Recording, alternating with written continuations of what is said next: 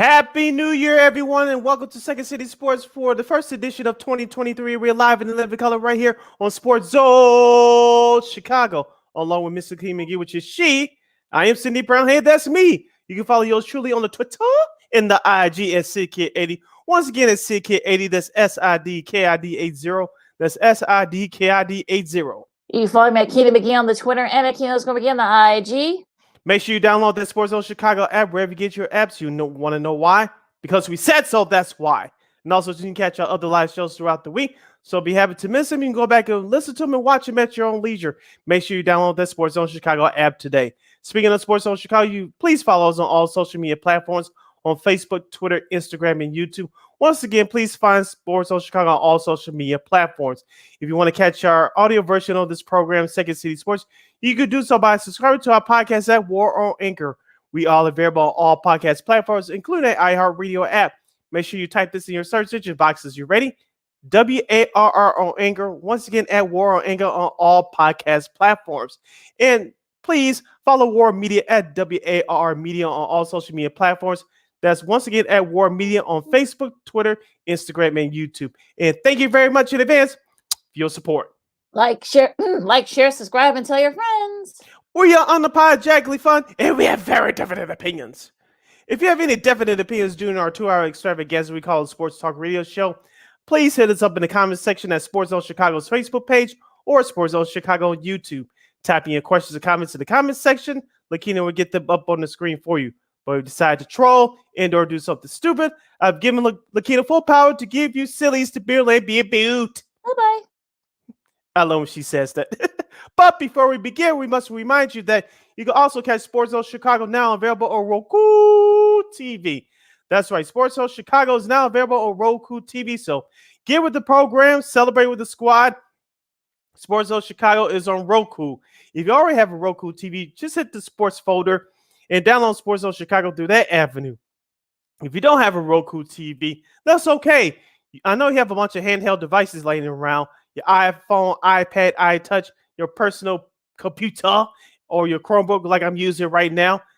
Download that Roku TV app and access SportsZone Chicago through that avenue. So no more excuses. Celebrate with the squad and get with the program. SportsZone Chicago is now on Roku TV. 24 hours a day, 7 days a week, 365 days a year, live and on demand. Yes. Start off the new year, checking us out all over the place on Roku TV, whatever device you got now. We got a big show ahead, Sid. We got our buddy, the hockey lady herself, Rae Rae Kopczyk. We'll be talking some hockey for the rest of the afternoon, starting at 1:15. Then we'll, and then after that, we'll have her for the rest of the show, starting at 1:15. And but then we're going to start off with the DeMar Hamlin situation. Of course, the corner for the Buffalo Bills. Of course, you guys all saw. I wish we kind of, well, maybe it's better we don't have a clip of that. But if you guys saw what happened, he collapsed after a hit against T Higgins in that Monday night game against the Bengals. It happened in front of millions of people, and he collapsed, and he suffered cardiac arrest, and he was critical for a while. But we got some word this morning that he is showing signs of improvement, which is a good sign. Looks like he may be able to breathe on his own later today, so that's good. We'll get the oxygen tube from him, so that's all good signs. It's probably gonna take a while before he fully recovers. We'll see the extensive damages and stuff. Now, for me, Sid, and I'll say this. I mean, look, I know people want to get into this whole a tangent about, is football safe and blah, blah, blah. But I think, look, for me, I get it. I mean, if you saw the horror from both teams, not just from the Bills, but from the Bengals too. You saw Stephon Diggs crying. You saw Josh Allen's, kind of like flush. Like you even saw Joe Burrow with his stun reaction. And T Higgins, I'm glad that DeMar's family told him, told folks, to leave T alone. Like that was just, that was a play that happens every day of football, a tackle. Look, no one knows. It's one of those freakish things that happens on the field. It happens. So I'm glad that, his dad, came out. I'm talking about Hamlin's dad came out and said, look, leave him alone. Leave T is alone. He's probably going through enough. You saw his reaction afterwards, but it looks like he's starting to, show signs of improvement. I'm talking about Hamlin. Now for me, I mean, look, this whole thing with the, everybody wants to have these discussions. I've heard some people talk about, what's the future and this and that. But look, I get why they postponed the game again, because look, no one was in that mindset to play. Neither the Bills nor the Bengals. You saw how everyone was reacting. You saw the horror on everybody's faces. We'll get to how it was covered in just a second. But for me, I think they did the right decision. It was the right call. It was the only call. We'll talk to Rachel about this later because I'm sure it's happened in every sport. We've seen it happen, of course, with Hank Gathers. I know some people want to have used that example. But if you want to go a little bit more modern day, Christian Eriksen from the 2020 Euros, it was sort of a similar thing. He had a collision, seemed like a simple tackle, and then he collapsed and didn't move. And thank God for the medical personnel from on both sides, the AEDs and the defibrillators and everything else. The CPR for like almost 10 minutes. With Hamlin, I think it was about 5 or 6 minutes with Erickson. A couple of summers back. So I think for me, these things happen. No, there's no playbook for this and how to handle it. So I commend ESPN for handling the best they could. Yeah, I'm with you as far as T. Higgins is concerned. You saw his message on Twitter on Monday night. I pray for my brother, Mr. Hamlin. And so that was a class thing that he did. Lakeena, T. Higgins got tackled. He didn't do anything wrong. It wasn't like it was a fight or anything like that. T. Higgins got tackled on a routine play. So anybody that's blaming T. Higgins for this is just stupid and out of their minds. But the first thing that I saw that I thought of when I saw that play, as you mentioned, Hank Gathers, and I was 9 years old when I saw it on television. Remember, he passed away. That was the last game of the West Coast Conference, and that was a week before March Madness. And remember, it happened to him earlier that season, if you know the story. So the second time it happened, unfortunately, he passed away. The second person I thought about was Reggie Lewis. Remember, we didn't know at the time his last game in the NBA was game 1 of the playoffs against the Charlotte Hornets. That was a year after Larry Bird retired, of course. Reggie Lewis, unfortunately, passed away that summer. He was playing pickup basketball, and it happened again.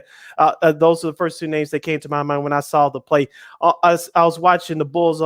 We'll get to them later, but I had the game on my the football game on my big screen, and I started getting these notifications. So I went back, and it said the game's being delayed. I was like, I'm sure somebody got injured, and then I saw the play. I only saw it twice, live action, and then once on a replay. Of course, like you say, ESPN I thought did a great job just showing the limited amount of times, because it was scary. Because Hamlin got up, and then he took a couple of steps, and then he fainted. It wasn't like he got pushed or anything like that. He just fainted on his own. I was like, ooh, this is scary. And like you said, the way the Buffalo Bills players reacted, even if Mr. Hamlin gave them the thumbs up, like you said, Lakeena, the way they were emotional. I know Stephon Diggs was trying to fire the guys up at the time, and I don't blame him for it, because I'm sure they were told that they were supposed to go back out and play. Let's be honest here. The players from both teams decided that they're not going to play before the NFL officially decided to postpone that game. But like you mentioned, the way that the Buffalo Bills players were emotional, and some of the Cincinnati players were too, how could you go back out there and play? It'll be irresponsible for the league to continue playing the way, given the emotions of players on both teams. Yeah, and I think just the response of, you could tell that no one was ready to go back and play, especially after everything that that transpired, everything that they saw. It was sort of like one of those freakish things where, like you said, I mean, he walked off, took a couple of steps, and he just fainted. I mean, I know we've seen like doctors. We probably won't know for like another week or two what really transpired in his case, but sort of a similar situation with the cardiac arrest and with everything else that transpired after that. For me, I think this whole thing just kind of feels sort of like eerie. That, look, unfortunately, these things happen. There's no playbook on how to handle these type of situations. I know people want to go into football is this, football is that, but look, I've said this before. I mean, look, we've seen it happen in basketball. I've seen it happen in the hockey, and hockey too. We've seen it happen in soccer. Like, unfortunately, these things, that this sort of happens. And thank goodness that, now that you've got these AEDs, that the AED, that the CPR and the AED essentially saved his life.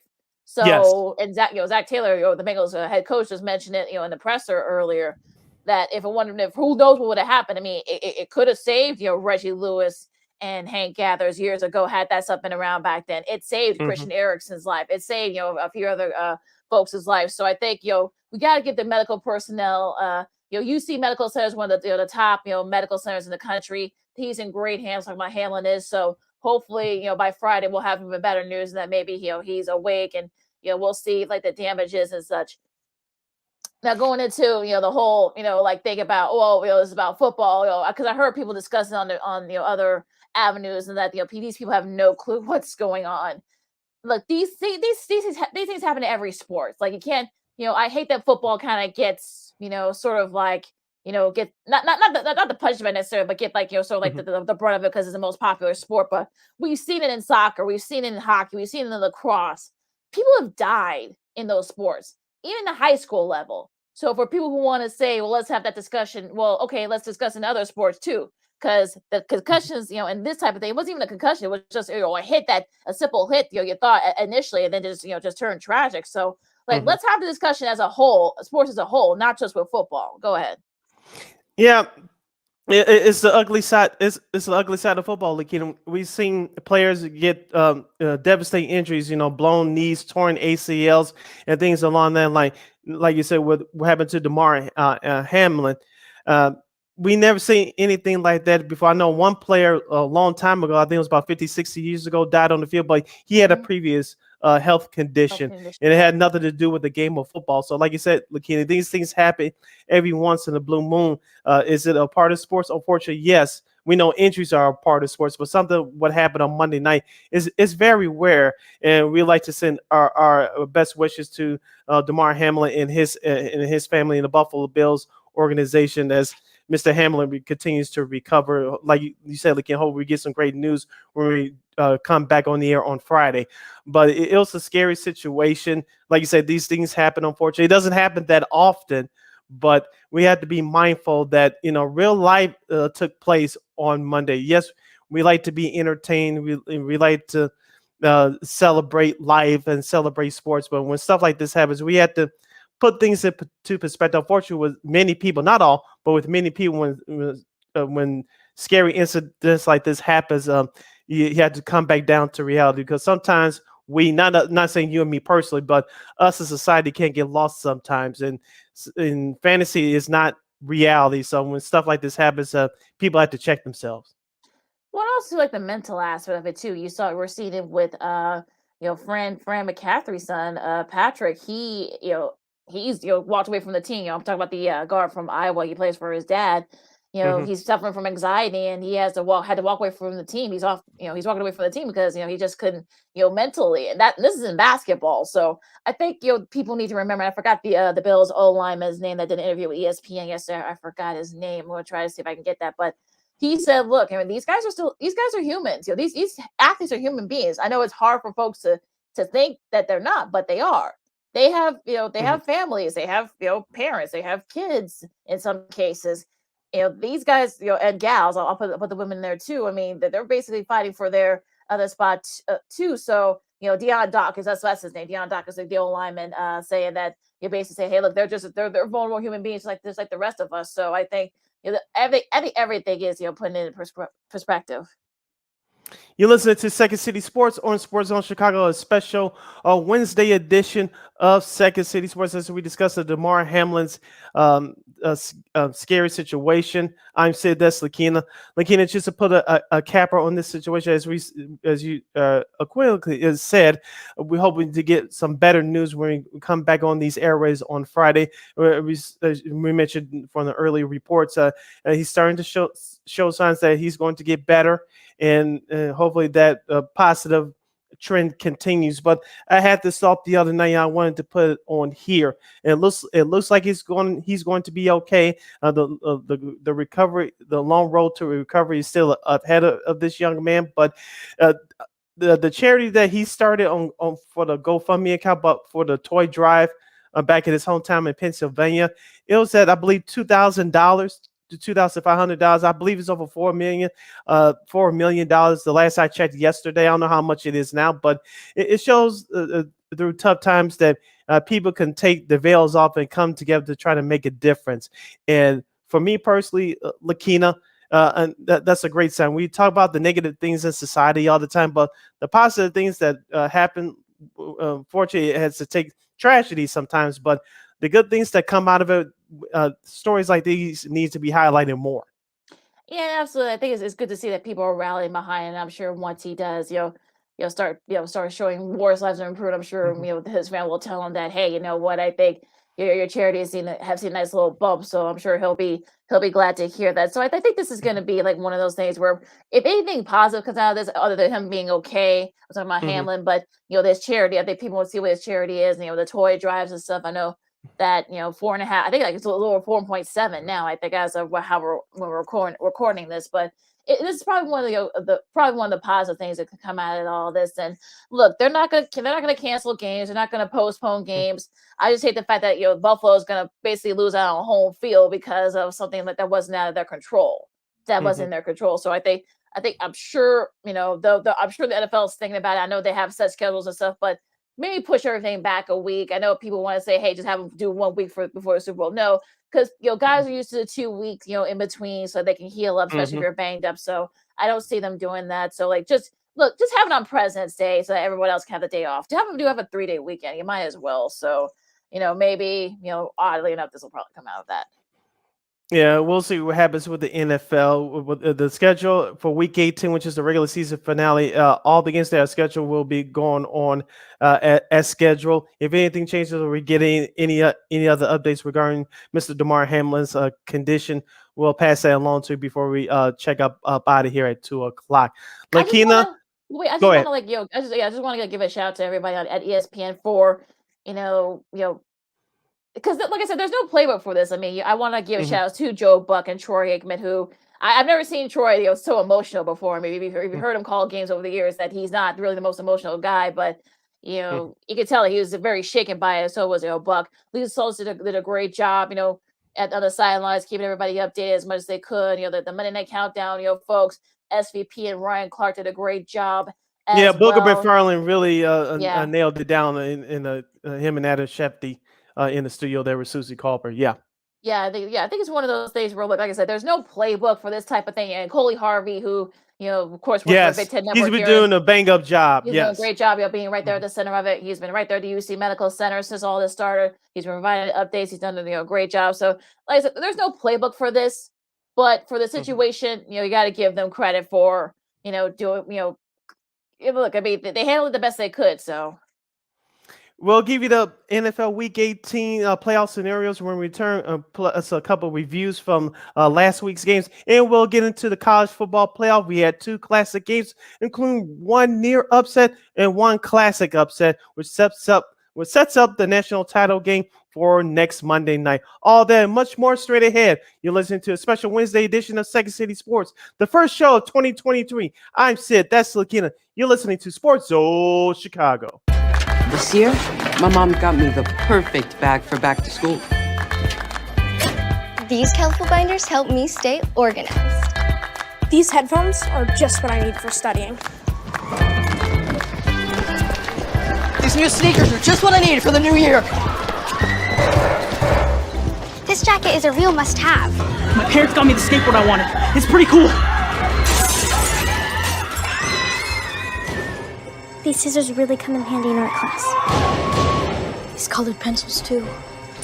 These new socks, they can be a real lifesaver.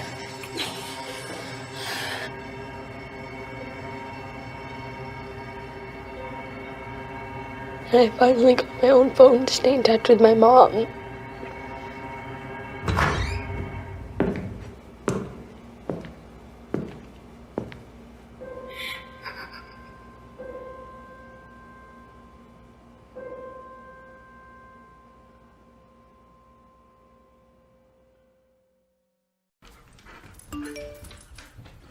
Trisha's having a sleepover tonight. Can I go? I wonder about Lucy's friends. What should I say? I know you're only 10, but one of these days a friend will offer you a drink. And alcohol at your age can lead to so many things. None of them good. So can I go to the sleepover? Lucy, I want you to promise me I something. finished my homework. Bigger promise. If there's any drinking, I want you to say, "No thanks, not my thing." Mom. I promise you. Your real friends won't care. Deal? Sure. Really? I promise, Mom. They really do hear you. Did you pack your toothbrush? For tips on how to start the talk, visit underagedrinking.samhsa.gov. A public service message from the Substance Abuse and Mental Health Services Administration.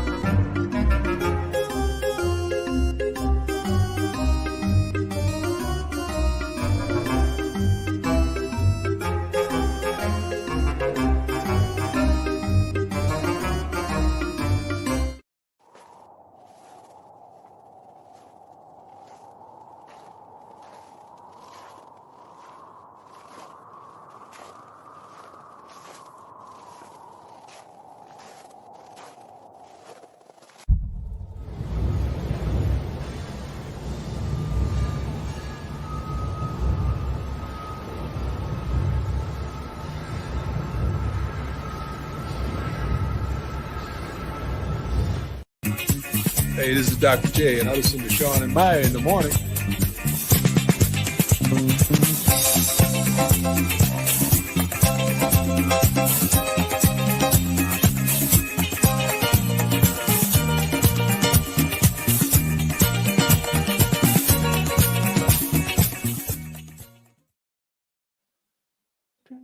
Oh, I'm sorry. Welcome back to the special Wednesday edition of Second City Sports. We're live in living color right here on SportsZone Chicago. This is our first show for the new year, the Jordan year 2023, along with Miss Lakeena McGee, which is she. I am Sydney Brown. Hey, that's me. You can follow yours truly on the Twitter and the IG at SidKid80. Once again, that's SidKid80. That's SIDKID80. That's SIDKID80. You can follow me at Keenan McGee on the Twitter and at Keenan McGee on the IG. We have less than 90 minutes left for this extravaganza. We call it Sports Talk Radio Show. If you have a comment or question for us, you can always hit us up at Sports Zone Chicago's Facebook page or Sports Zone Chicago on YouTube. Type in your questions and comments in the comments section. Lakeena will get them up on the screen for you. Lakeena, we still have a few playoff spots left on the Lions. We headed into week 18. We'll just pass on a couple of scores from last week. We won't review all of them because all of them were not important. But one team that's still hanging on to their playoff lives, which actually they control their own destiny, and that's the Green Bay Packers after blowing out their division rival Minnesota Vikings in Lambeau last week, 41-17. The Packers control their own destiny at 8-8. If they beat the Detroit Lions coming up this Sunday on Sunday Night Football, they get into the playoffs. Well, and of course, they would pick that as a Sunday nighter, I guess. But yeah, which is weird because Detroit could be eliminated by the time if Seattle beats Arizona, they could still they'll be out the Rams. I should say I got the Arizona. So yeah, but if they beat the Rams, how about Seattle? They'll be eliminated. So I don't get the mindset of why put that game in front, whatever. But I don't know what sometimes I don't understand that their mindset of the NFL is, but. Look, of course, it'll be come down to this, and they've been playing better. The defense has been playing better. Look, I don't know if that I don't know. I mean, look, could they win it? Sure, but we saw a little bit of what the Lions did to the Bears, this past Sunday. So we'll have to wait and see if we can see a little bit of remnants of that. But it'll be interesting to see. But I would have picked a different game for the Sunday nighter, but I digress. But I mean, look, of course, it'll come down to, either Aaron Rodgers getting that last playoff spot, and then the Packers, they've been playing better. The defense is playing better. Jair Alexander, catch up for Justin Jefferson at two targets. So he was doing a lot of talking the last couple of weeks. So we've seen, that kind of thing at what happening. But it'll be interesting to see. We'll get more into it, on Friday. But if you're the Packers, you should be feeling pretty good right now. Yeah, but the game will be in Lambeau Field, as we mentioned, under the lights coming up on Sunday. Speaking of Sunday Night Football, last Sunday, the Pittsburgh Steelers get last-second touchdown from rookie quarterback Kenny Pickett to running back Najee Harris as they come from behind to defeat the Baltimore Ravens 16-13. The Steelers are 8-8. The Ravens are 10-6. Lakeena, looks like Pittsburgh still need to win next week, this coming weekend, and get some help. But Mike Tomlin, as we said, we all thought there was going to be a rebuilding year. He has his team at 500 right now. Well, and also too on the Ravens side, I mean, they miss Lamar Jackson, and we don't even know if Mm-hmm. he's gonna play on Sunday. So we'll keep a wrist there. Now they play Cleveland, they host Cleveland, so I'm sure Cleveland will love to play spoiler for the Steelers. So Oh well, they'll yeah. be they'll be one of the noon games. So we'll see what happens with that matchup. But yeah, I mean, look, I mean they're getting hot at the right time. I'm talking about the Steelers. Maybe they're probably feeling it from Freckle Harris's untimely death here, but maybe that's why, I guess. I mean, they were 1-7, this season when trailing by double digits. But they overcame a 13-3 deficit, being down by 10 on Sunday. So I don't know. I mean, I guess that's a testament to Mike Tomlin and his coaching. Yeah, most indeed. Sticking in the AFC, rather, the Jacksonville Jaguars in a game that quote unquote was meaningless. They dominated Houston Texas 30-1-3 after the Tennessee Titans dropped a home game to the Dallas Cowboys last Thursday night. The AFC South will come down to the Jaguars and the Titans on Saturday night. That game can be seen on ABC at 7:15 p.m. Central Standard Time. You'll get our picks on Friday, but Lakeena, as I said before the season started, this will be an improved Jacksonville Jaguars team. You got a veteran head coach in Doug Peterson. This young squad started out slow, but they catch a fire at the right time. Travis Etienne had 9 carries for 108 yards in an early long touchdown run for over 70 yards for the Jacksonville Jaguars as they blow out the Houston Texans in Houston. You can also watch that Titans Giants game on ESPN as well. It'll be simulcast.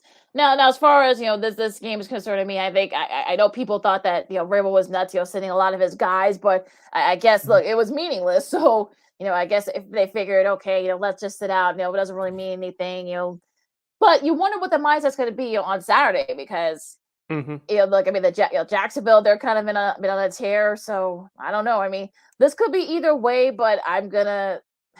It's one of those days where Jacksonville has it at home, so you got to wonder, will Derrick Henry? I know he's a little bit banged up, so will he be sort of like, will he even be a factor? So I think for me, I think if you're the Jags, like this year, you have it at home, so this is sort of your chance to pounce. Yeah, wrapping up the AFC portion of the conversation, the New York Jets lose to the Seattle Seahawks. Of course, the New York Jets are out of the playoffs. The New England Patriots, who they'll play in Buffalo this coming Sunday, they get a 2-point win over the Miami Dolphins, 23-21. Tua Tagovailoa was injured. Teddy Bridgewater was injured during the game. The New England Patriots, it looks like the scenario is like this: if they beat the Buffalo Bills on Sunday on the road, they're in the playoffs. And then we'll see what Buffalo's mindset is, by Sunday. But with everything going on right now, but yeah, I mean, look, that with who knew that, with what happened with the Raiders and the other thing, happened with the Dolphins. I mean, now they actually have a shot of, when get into the playoffs or when they're in the scenario with New England. So, I think if you're Bill Belichick, I think you'll take it, I guess. But it'll be interesting to see what happens in this game. But I think look, this whole thing with Miami and with New England now, the Jets. I mean, the Jets are, like I said, the Jets aren't ready for prime time yet. So, unfortunately, injuries, and, the uncertainty at quarterback. I think that's what killed them in the end. Miami, Tua, being in and out of the lineup with his various injuries. I know Terry Bridgewater, I think, hurt his pinky finger, I think, his throwing hand, I believe. So, that was a big, thing as well. But yeah, I mean, you really feel for the Dolphins because you got to think that they're kind of, prime. When we saw what happened with them earlier this season, you thought that, okay, maybe they could win a division, but, Tua being hurt and everything else that happened after that, just inconsistent play with their defense, that's what killed them. Yeah, let's flip over to the NFC playoff picture right now. The New York Giants, congratulations to them. They're 9-6-1 on the season. They clinched their first playoff berth since 2016. They beat the Colts 38-10. While the Eagles lose their second straight game without Jalen Hurts, the New Orleans Saints upset them in Philadelphia 20-10. And of course, Tom Brady and company, as I said on Friday, please give me 20 points. The Buccaneers gave us 30 as they beat the Panthers to win the NFC South Division title 30-24. Yeah, they'll be the fourth seed. The Bucks was the first time in the Bucks franchise history that they have won back-to-back division titles. Like, it wasn't pretty, but you'll take it if you're Tom Brady and the Bucks. So that's interesting there. I mean, the Giants, they clinched their first playoff berth for the first time in a few years. No one really thought that they would do anything earlier this year. So you got to think Brian Dable is definitely the leader for a coach of the year, or he's definitely up there. The Eagles, they're the first team that, despite having, they had, a couple of guys with sacks. Unfortunately, you're showing on the offensive side why Jalen Hurts is pretty important. So, and they still got a lot to play for too for that one seed. It's between them, the And Cowboys, perhaps and the for the 49ers. division too. Yeah, so let's get a little bit antsy, dice there. I think he did. I think I was talking about Hurts. He did practice at least limited on Tuesday yesterday. So we'll see if he'll be able to play. But yeah, they really need him desperately. They want to get that one seed. So because the 49ers and the Cowboys are right there nibbling at their heels. Yeah, the Cowboys have been playing up and down these last few weeks. So, of course, you talk about their loss to Jacksonville in overtime, but they bounced back on the road last Thursday night to beat a depleted Tennessee Titans team on the road. So, hopefully, Dak Prescott can keep the ball in his hands. I know that offensive coordinator Kellen Moore and those guys like to be aggressive offensively, but just run the ball with Troy Pollard and Ezekiel Elliott, and then when the defense sells out on the run, just hit them over the middle on the outside with some play action passes. I think they'll be okay. I know the Dallas defense has been shredded too these last couple of weeks. They got their act together a little bit in Tennessee last week, especially in that second half. But the Dallas is playing okay right now. Philadelphia, their defense has been much worse. You saw it the last 2 weeks or so. Let's see who can piece things together as we get toward the playoffs. Yeah, so that's going to be very interesting there too. Now, I want to talk about the 49ers for a second. Of course, they needed overtime, but they were able to come back and win against the Raiders 37-34. Brock Purdy, had an interception, but able to bounce back from that. Threw for 2 touchdowns. Of course, Christian McCaffrey had a rushing touchdown, 121 rushing yards. Also had 72 receiving yards, I should say. Fred Warner had 4 tackles for them. And look, the 49ers, look, Purdy, he's keeping everything kind of on the right track here. They didn't have to, the only thing he had to do was just keep the train on the tracks. That's what he's been able to do. So it's his 5th straight game with multiple TD passes, tied for the second longest by rookie quarterback since the 1970 merger. The only streak that was even longer was Justin Herbert's a couple of years back in 2020, where he did for 7 straight games. So yeah, I think the 49ers have an outside shot at the 1 seed too. So a lot to play for them. But yeah, if you're Kyle Shanahan, you're getting your guys are getting better at the right time. I think you could probably sneak in there and get the 1 seed. I mean, it's going to be very interesting because these late games are going to be big. Maybe not necessarily for they play Arizona, so I think they should have no problem with Arizona. But yeah, I mean a lot can happen for them, especially when it comes to like the 1 to the 2 seeds. And you would hope that head coach Kyle Shanahan has learned his lessons from last year, because remember, they beat Dallas soundly in Texas last year during the wild card round, but they got away with one against the Green Bay Packers, scoring 1 touchdown. That was on special teams off a block punt. Yep. And then, of course, they came up short against the Rams, the defending Super Bowl champions. So, of course, we're going to have a new Super Bowl champ this year. But you would hope that he'll lean a little bit more on his offense. The defense got attacked a lot by Devontae Adams in the Raiders last week. In the offense, you mentioned with Christian McCaffrey and Brock Purdy second, picking them up. So hopefully the 49ers have learned their lesson from a year ago. They'll have to play an all-around game and not lean so much heavily on that defense, which is very good, by the way, but you can't expect them to bail you out all the time. Yeah, it'll be interesting to see what happens with that, especially if Jimmy G can play. This will be around the time where Jimmy G would be eligible to come back. So I still say you go with the guy. I've said it before. You got to go with the guy with the experience, and Jimmy G's got the experience. I still say stick with Purdy. All right. Well, like I said, we'll see. We'll cross that bridge when we get to it when it comes to that, and I'm sure Kyle Shanahan will feel the same way. That he'll cross that bridge when they get to it. Now, Studson does real quick because I want to get to some of these college football matchups here for week 17. Now, I'll start. Shoot. I guess the Giants for their great performance. I mean, I know it's the Colts, but they had a nice showing with for them and cushion a wild card spot when no one thought that they would do anything earlier this year. Jacksonville for their great performance the last few weeks. And I guess the Packers. I know it pains me, but also the Packers. The Packers. Aaron Rodgers basically said, "Hey, they went out, they're in, and they've been able to do just that, and they only need just to win 1 more. So we'll see what happens." My 3 studs quickly. Jamal Williams, the running back for the Detroit Lions, 22 carries to 144 yards in the score as the Lions destroyed the Bears in Motown.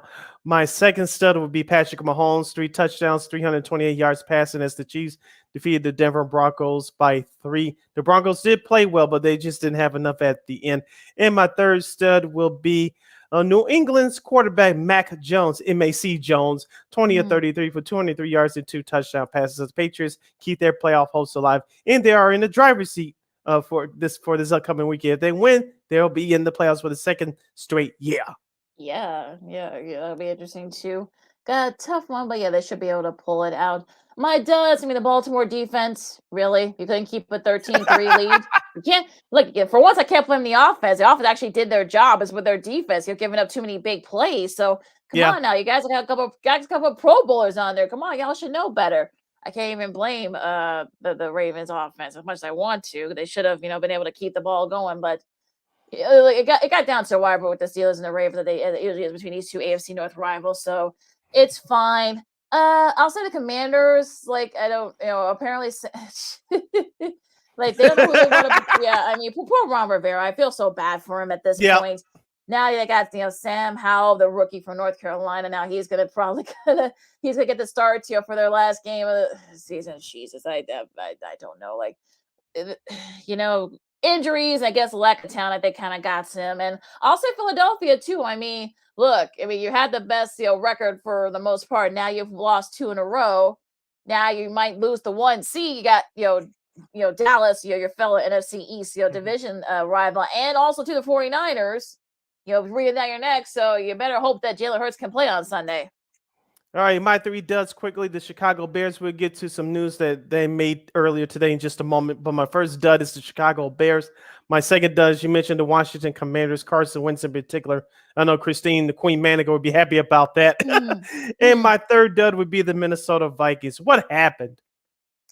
They've been playing with, they've been kind of playing on the edge all season long, so they didn't really, they couldn't really do the Packers aren't the Colts, I guess, but we'll get to all that in a second now. Going into the matchup with, Justin Fields, of course, he suffered a hip injury, I'm assuming, in that loss to Detroit on Sunday, and Matt Eberflus, the head coach, announced a little while ago that he will not play, so I guess this will kind of, give a little justice to the people that said, hey, they'll sit him out the rest of the year. Well, he has a hip strain, so he won't be playing on Sunday. So, folks, and Minnesota has a lot to play for too now. So they've got to get that 2 seed. So, as we said last week, Lakeena, Minnesota needed to beat Green Bay for them to have a quote unquote free vacation, a bye week coming into Chicago, but they did to themselves. So they must play in this wintry cold weather this upcoming Sunday. So you guys just missed it. Nathan Peterman will get the start for the Chicago Bears for the regular season finale against the Minnesota Vikings coming up this Sunday. You're listening to Second City Sports or SportsZone Chicago, the special Wednesday edition. I'm Sid, that's Lakeena. Happy 2023 to you guys, the year of the Jordan. And this is our first show for the brand new year. Lakeena, let's wrap up hour number 1 by talking about the Chicago good grief. The college football playoff, rather. And we had one upset. We had one near upset. Let's talk about Michigan TCU first, Lakeena. TCU holds off Michigan 51-45. J.J. McCarthy for Michigan 20 of 34, 343 yards to 2 touchdowns and a couple of turnovers early, especially that pick 6. And Quentin Johnson was the man of the hour for TCU. 6 catches for 163 yards in a touchdown. TCU scored 14 points in the opening quarter, 7 in the second, 20 in the third, 10 in the fourth to hold off the Wolverines. What did we talk about on Friday, Lakeena? I said that J.J. McCarthy would be a key, and I said that TCU must pressure him, sack him, and perhaps force a couple of early turnovers. That pick 6 was a start, and that hit Michigan in the mouth. They tried to play catch up throughout the whole night. TCU kept the pressure over. Max Duggan did his thing. The running game was on for the Horned Frogs. Michigan's defense was just shot. They never seen anything like that before. Congratulations to TCU. Here's my thing with that whole game. They went for it on 4th down, the opening possession. Don't know what the heck was the game. The play there.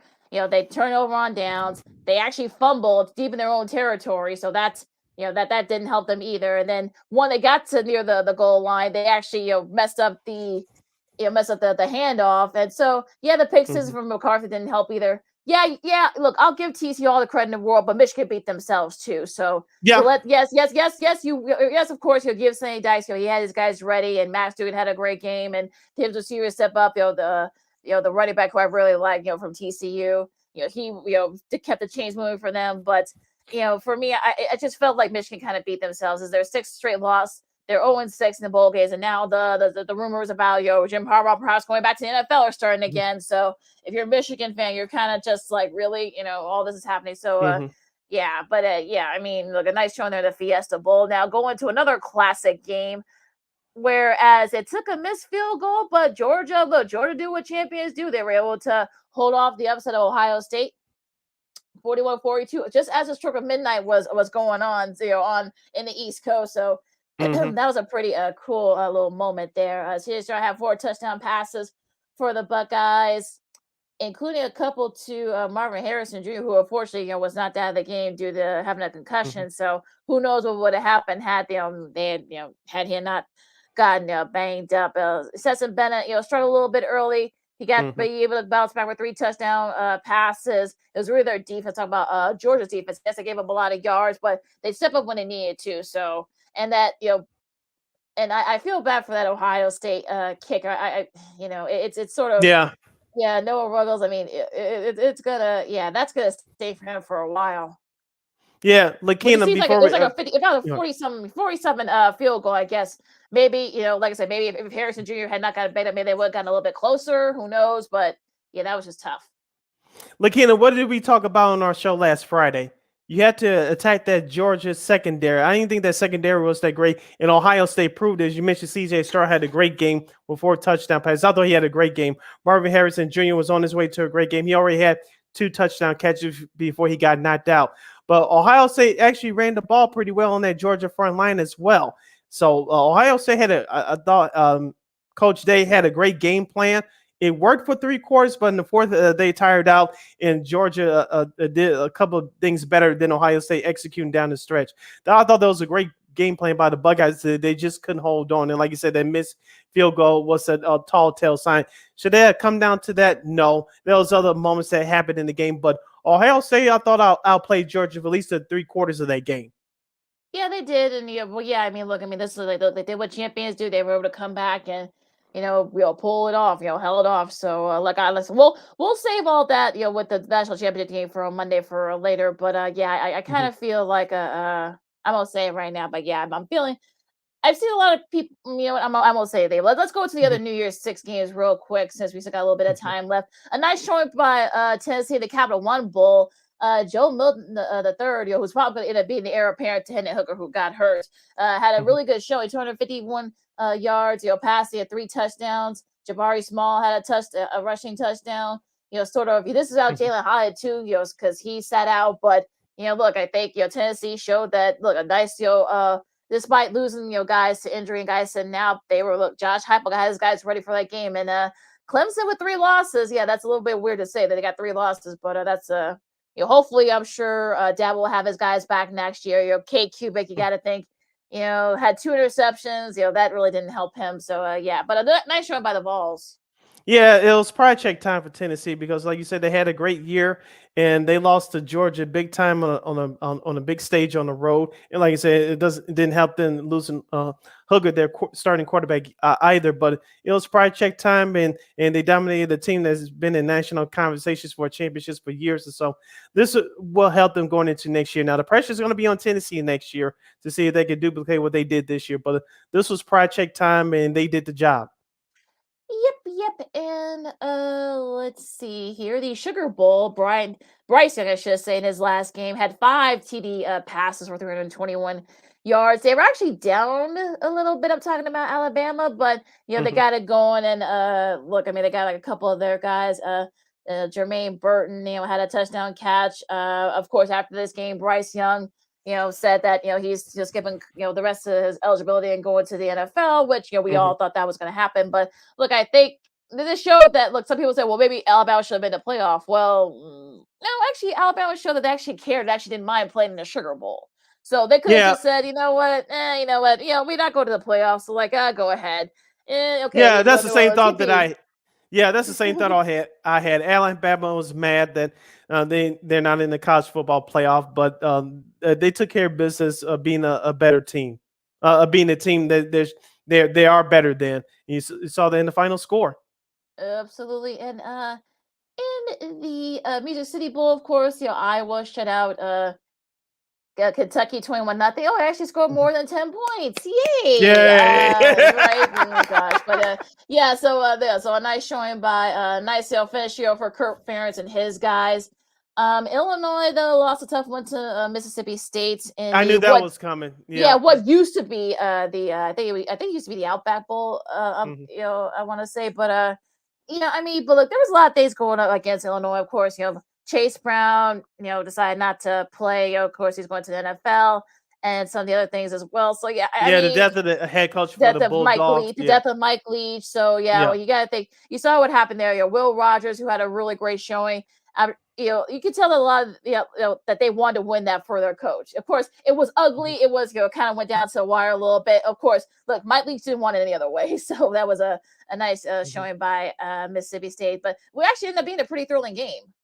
Yeah, and so like I said, give credit to the Bulldogs. I was watching some of that live via my television screen. So Illinois is Illinois. They had a good year. They finished the season at 8-5, but Mississippi State wanted more. So congratulations to the Bulldogs on their victory. Just a couple of the finals to pass along to you guys. LSU and Brian Kelly. He finished his first year at 10-4, dominating Purdue in the Citrus Bowl 63-7.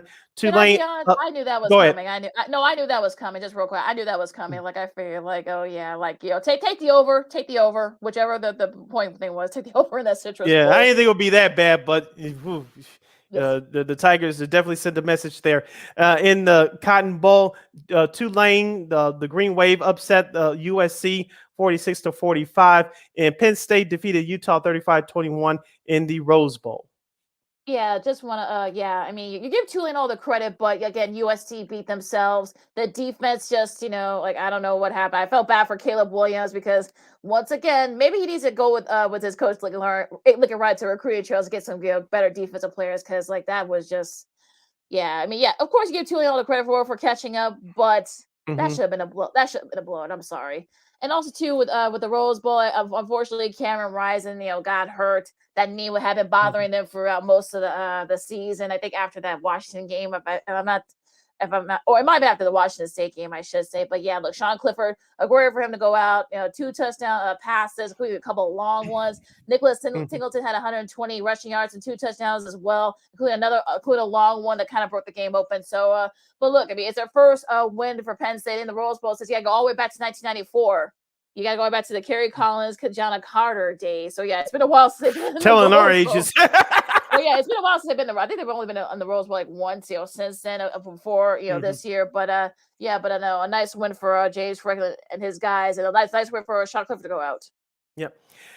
Stay tuned for more sports and more fun as Second City Sports continues with Rae Rae Kopczyk from the House of Hockey podcast. She'll hop on with us to talk about that hockey, her career, and what's going on this year in the NHL. And we'll get into a little Blackhawks as well. And we'll get in a quick comment about the Chicago Bulls too, as the Monday Night Football situation was going on. The Bulls, they were a part of history. On the other side, we'll get into that a whole lot more. As you're listening to a special Wednesday edition of Second City Sports, I'm Sid, that's Lakeena. You're listening to SportsZone Chicago. No, I don't know, though. I'm scared.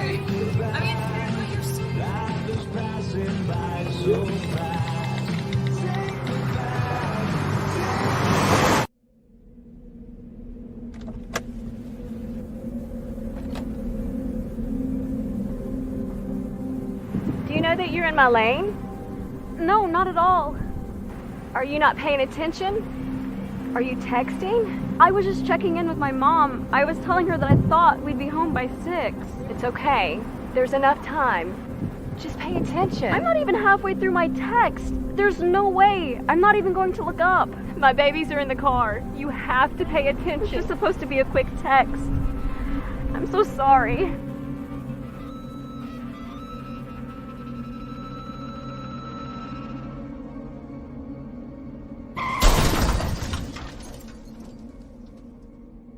Hi, I'm Tom Brady, the director of DODEA. September is National Suicide Prevention and Awareness Month. The simple act of reaching out and caring for those in our communities is something we all can do. Just being there for someone you care about can be a tremendous first step in getting them access to confidential resources and support that they need. It only takes one person and one small act and 1 minute to make a difference. Let's make a difference.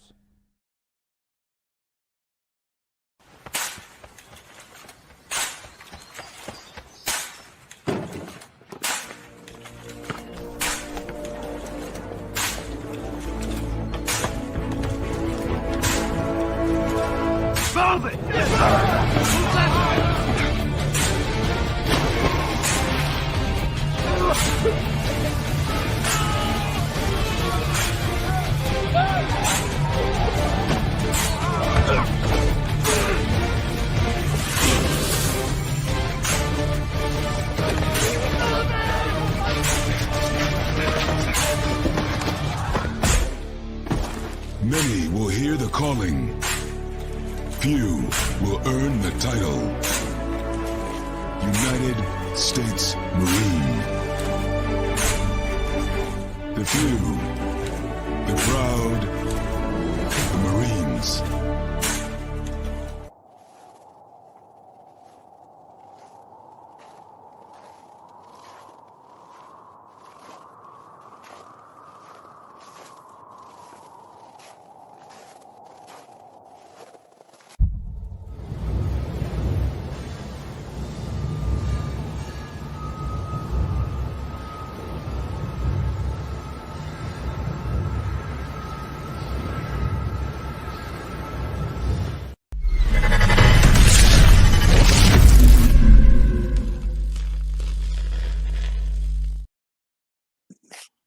Welcome back to hour number 2 of the special edition of Second City Sports, our first show of the new year, the Jordan year 2023. We're live in living color on SportsZone Chicago. I'm Sid. That's Lakeena. You can follow yours truly on the Twitter and the IG at CK80. Once again, it's CK80. That's SIDKID80. SIDKID80. You can follow me at Keenan McGee on the Twitter and at Keenan's Group on the IG. We have less than an hour left of this extravaganza. We call it Sports Talk Radio Show. If you have any questions or comments for us, you can go to SportsZone Chicago's Facebook page or SportsZone Chicago on YouTube. Type in your questions or comments in the comments section. Lakeena will get them up on the screen for you. And we must remind you that you can now catch SportsZone Chicago, also available on ROKU TV. Our guest, Rachel Kopczyk from the House of Hockey podcast, is coming up. But in the meantime, in between time, Lakeena, let's get in a few minutes of Bulls talk. Lakeena, the Chicago Bulls are having a disappointing season, to say the least.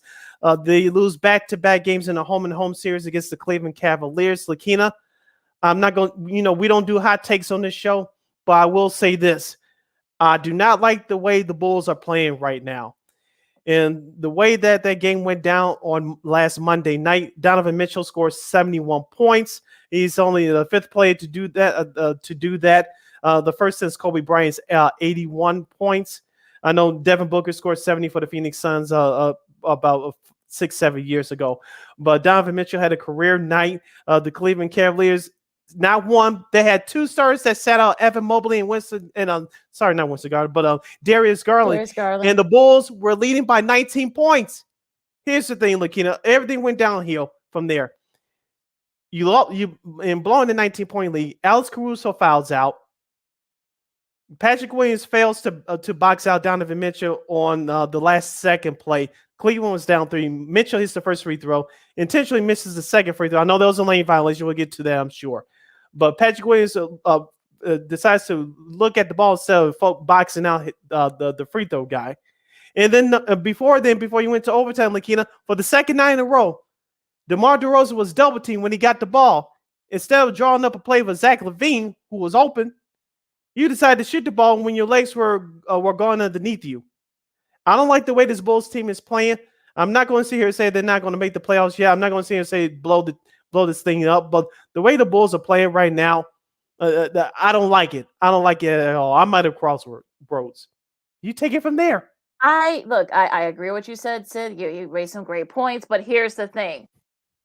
There were a couple of bad calls that were missed. The Jared Allen a travel that should have been called with over 12.1 seconds left. I think the Bulls were still up by like 2 by that point. That should have been called. And also, too, yes, people should have boxed out Mitchell, but he committed a late violation. I'm talking about Mitchell. And then they admit that, that he committed that foul. And shout out to our buddy, Big Dave Watson from CHGO. We got to get those guys back on soon. But this is like, the 5th time that this has happened, to the Bulls, that a bad call, we find out after the fact that, this should have been, foul should have been called on, such and such, with Rosen. This should have, switch call should have been called for a lane violation. This should have been called for a travel. Look, I'm not saying that, raise good points about the fact that, yes, people should have boxed out. No, they should not have, let, Donovan Mitchell score 71 points, which is a career high for him. No, they should not have won a 19-point lead, but the refereeing was terrible. The officiating was terrible in that game. So, of course, look, I'm not going to go Tim Donaghy on some of these guys, but I'm starting to wonder, especially when it comes to the Bulls. The Bulls should be close to 500 right now, and they should be.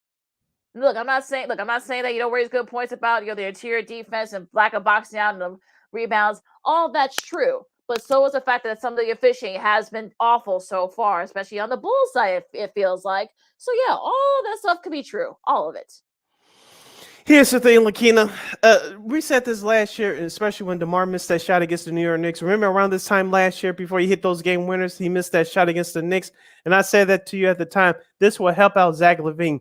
One of the issues that Zach LaVine is reportedly involved in that fight after the Minnesota game a few weeks ago, that he wasn't getting enough attention. I was on the text chain with Ken and D and Josh and our guy Kyle Means, all of them from War Media, and I said, one, don't be surprised that Donovan Mitchell scored 70 points. It turned out I was correct on that, but Demond Spruill brought up a good point. Like, why don't you call for the Zach LaVine to get the last second shot?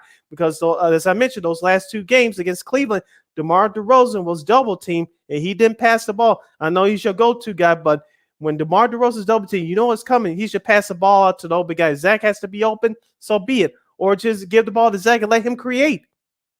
What's wrong with that? The last 2 times that DeMar has the ball, it hasn't worked. We all know that the double team is coming as soon as he gets the ball. It's been happening throughout the season, and it happened at various points last year as well. I'm not saying that I hate DeMar. I don't. I'm a big fan of his, just like everyone else is. But sometimes you have to change up strategies to give the teams a different look. Because if you do the same thing all the time, you're going to get the same result.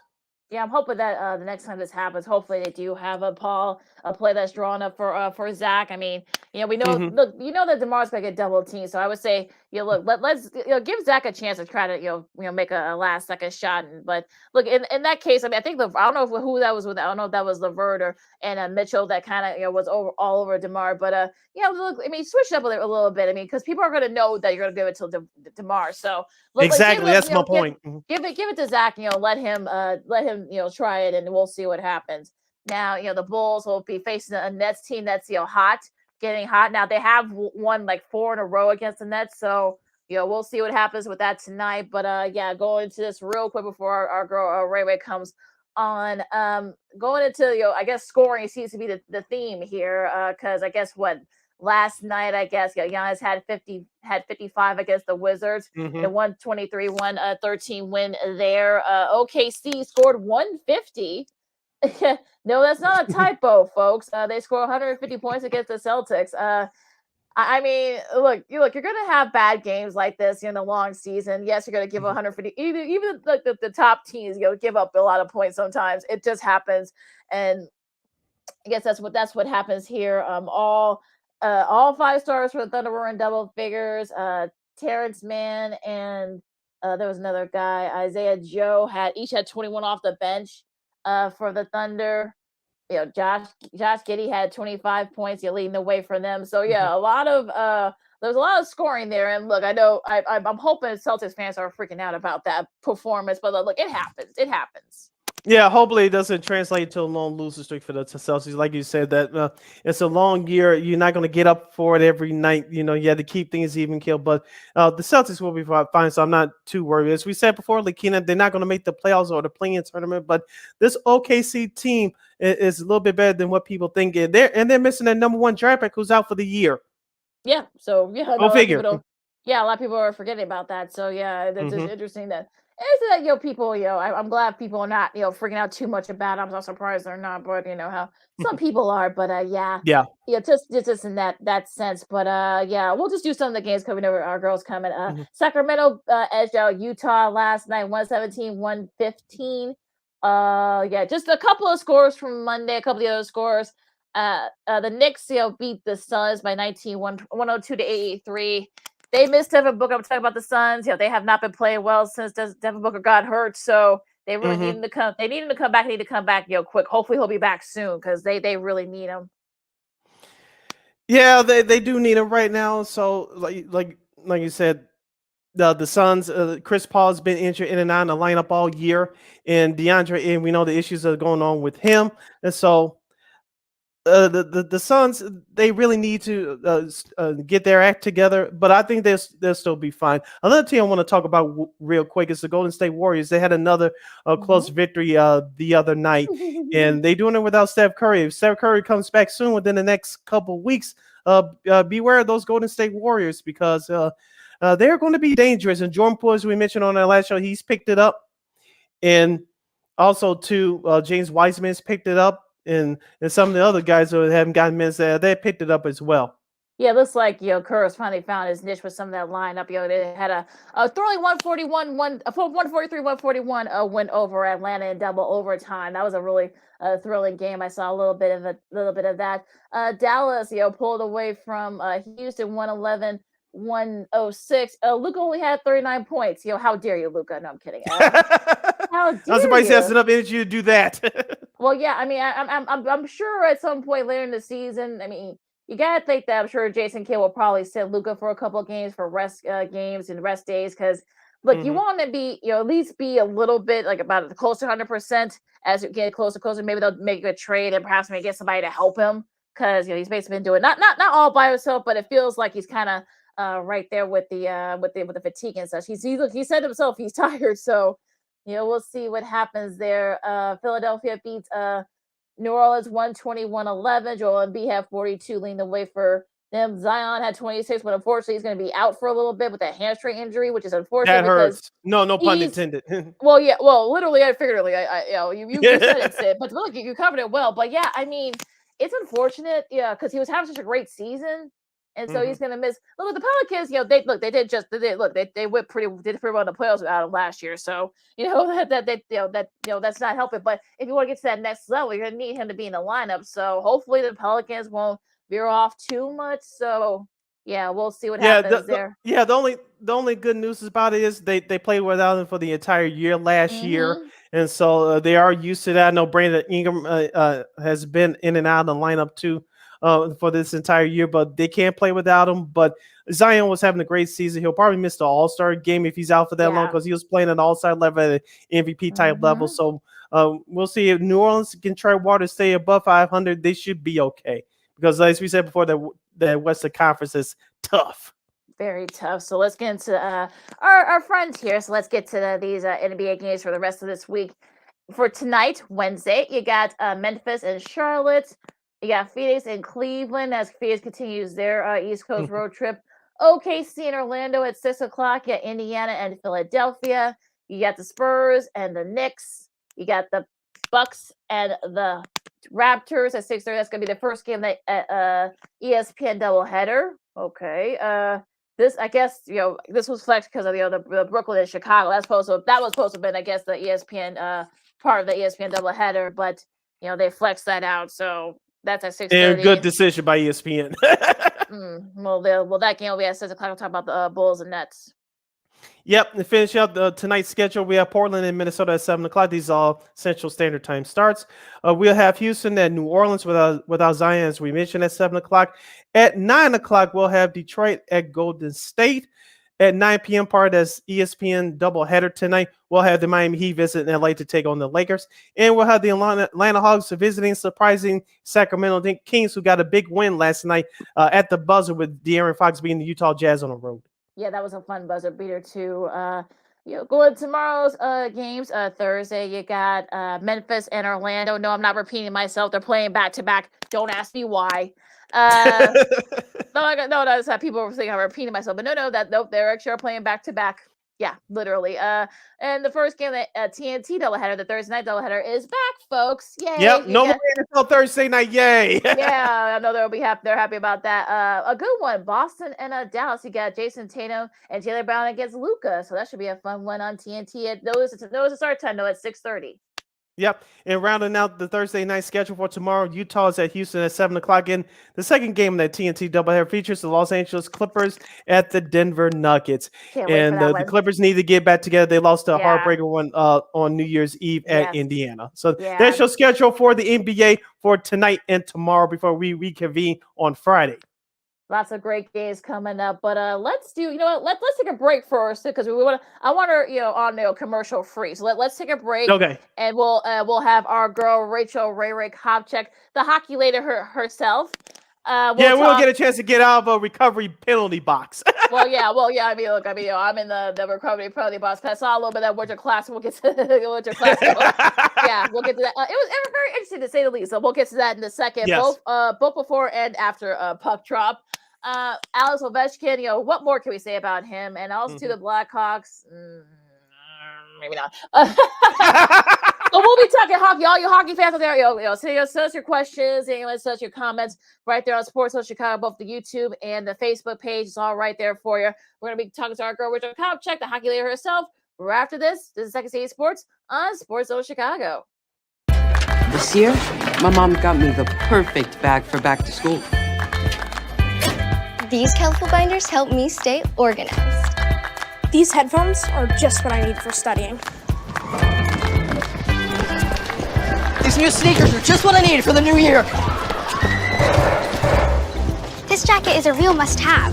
My parents got me the skateboard I wanted. It's pretty cool. These scissors really come in handy in art class. These colored pencils, too. These new socks, they can be a real lifesaver.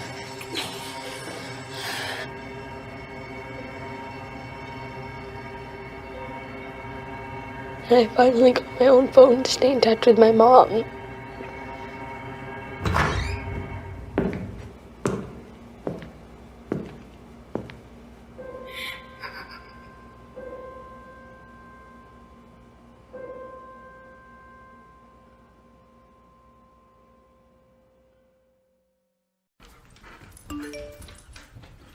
Trisha's having a sleepover tonight. Can I go? I wonder about Lucy's friends. What should I say? I know you're only 10, but one of these days a friend will offer you a drink. And alcohol at your age can lead to so many things. None of them good. So can I go to the sleepover? Lucy, I want you to promise me I something. finished my homework. Bigger promise. If there's any drinking, I want you to say, "No thanks, not my thing." Mom. I promise you, your real friends won't care. Deal? Sure. Really? I promise, Mom. They really do hear you. Did you pack your toothbrush? For tips on how to start the talk, visit underagedrinking.samhsa.gov, a public service message from the Substance Abuse and Mental Health Services Administration.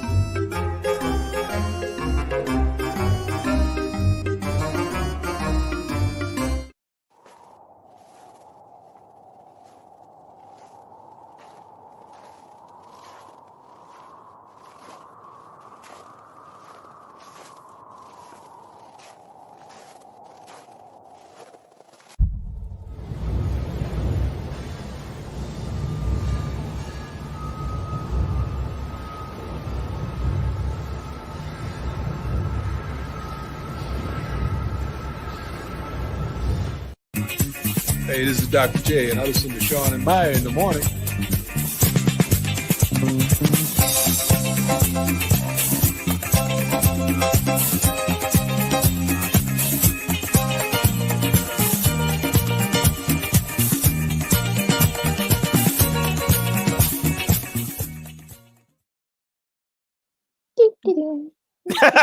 Welcome back to the special Wednesday edition of Second City Sports, our first show for the Jordan year 2023. We're live and in living color right here on SportsZone Chicago. I'm Sid and Lakeena. You can get it at me via the Twitter and the IG at SidKid80. Once again, it's SidKid80. That's SIDKID80. SIDKID80. You can follow me at Keenan McGee on the Twitter and at Keenan again on the IG. We have less than 40 minutes left of this extravaganza we call a Sports Talk Radio Show. You have any questions or comments for us, especially for our next guest, you can always hit us up at SportsZone Chicago's Facebook page or SportsZone Chicago on YouTube. Type in your questions or comments in the comments section. Lakeena will get them up on the screen for you. All right, Sid, you can check her out as a co-host of the she's a first lady of hockey. You know, I don't know if she has that. She had that trademark. I don't know if she has that trademark, but she does now. Yeah, she should. But yeah, she's one of our favorites. You know, we love talking hockey and more with her. She's a hockey lady herself, Miss Rae Rae Kopczyk. Hey, Rachel, how are you? Thank you. That was a wonderful, wonderful introduction. And all I can think of right now is the fact that Sid looks like he's growing horns out of his head with his backdrop with the bull. And I wanted to know if that was intentional or not. No, but since you brought that up, we talked about the Bulls before we brought you on, and yours truly is pretty angry about the way the team is playing right now. We'll leave it at that. Okay. Well, then it's fitting. Oh yeah, absolutely. We love when we come on with us. Happy New Year too. How was your holidays? Oh, it was so great. I really got to just relax and stay in pajamas and watch movies, holiday movies, and spend time with my close family and really just kind of take a break from work. Everything slows down nicely for me during the holidays, so I really get to take a real break, and I can't complain. Wonderful food, wonderful gifts, company. We had fires. We have a beautiful Christmas tree, and it was just wonderful. One quick question before we get into it, Rachel. Do you consider Die Hard a Christmas movie? I don't. It just happens to take place during the holiday, but you don't consider a Christmas movie? No. Thank you. No. Debate dead. Well, yeah. It happens on Christmas, right? But right. It doesn't have any of like the quintessential Christmas movie themes to me. There's no Santa Claus, right? Right. Like there's no Santa, there's no mystery of, will the couple fall in love, or will the little child save Christmas, or will the little Home Alone boy beat the burglars? Like, that kind of stuff. It's missing all of that. It's an action movie. I would not qualify it as a Christmas movie. Plus, it came out in like June or July, so technically that's not really a Christmas movie. It came out like before Labor Day, so that's a whole different thing. Now, of course, let's get into business here. But what's impressed you so far this NHL season? We've seen so many records being broken. We've seen like Ovechkin, what he's done, and he did against our Blackhawks. Obviously, he got to 800 goals. But yeah, well, what's kind of caught your attention so far this hockey season? I think the biggest headline and shock of the season thus far has been the New Jersey Devils.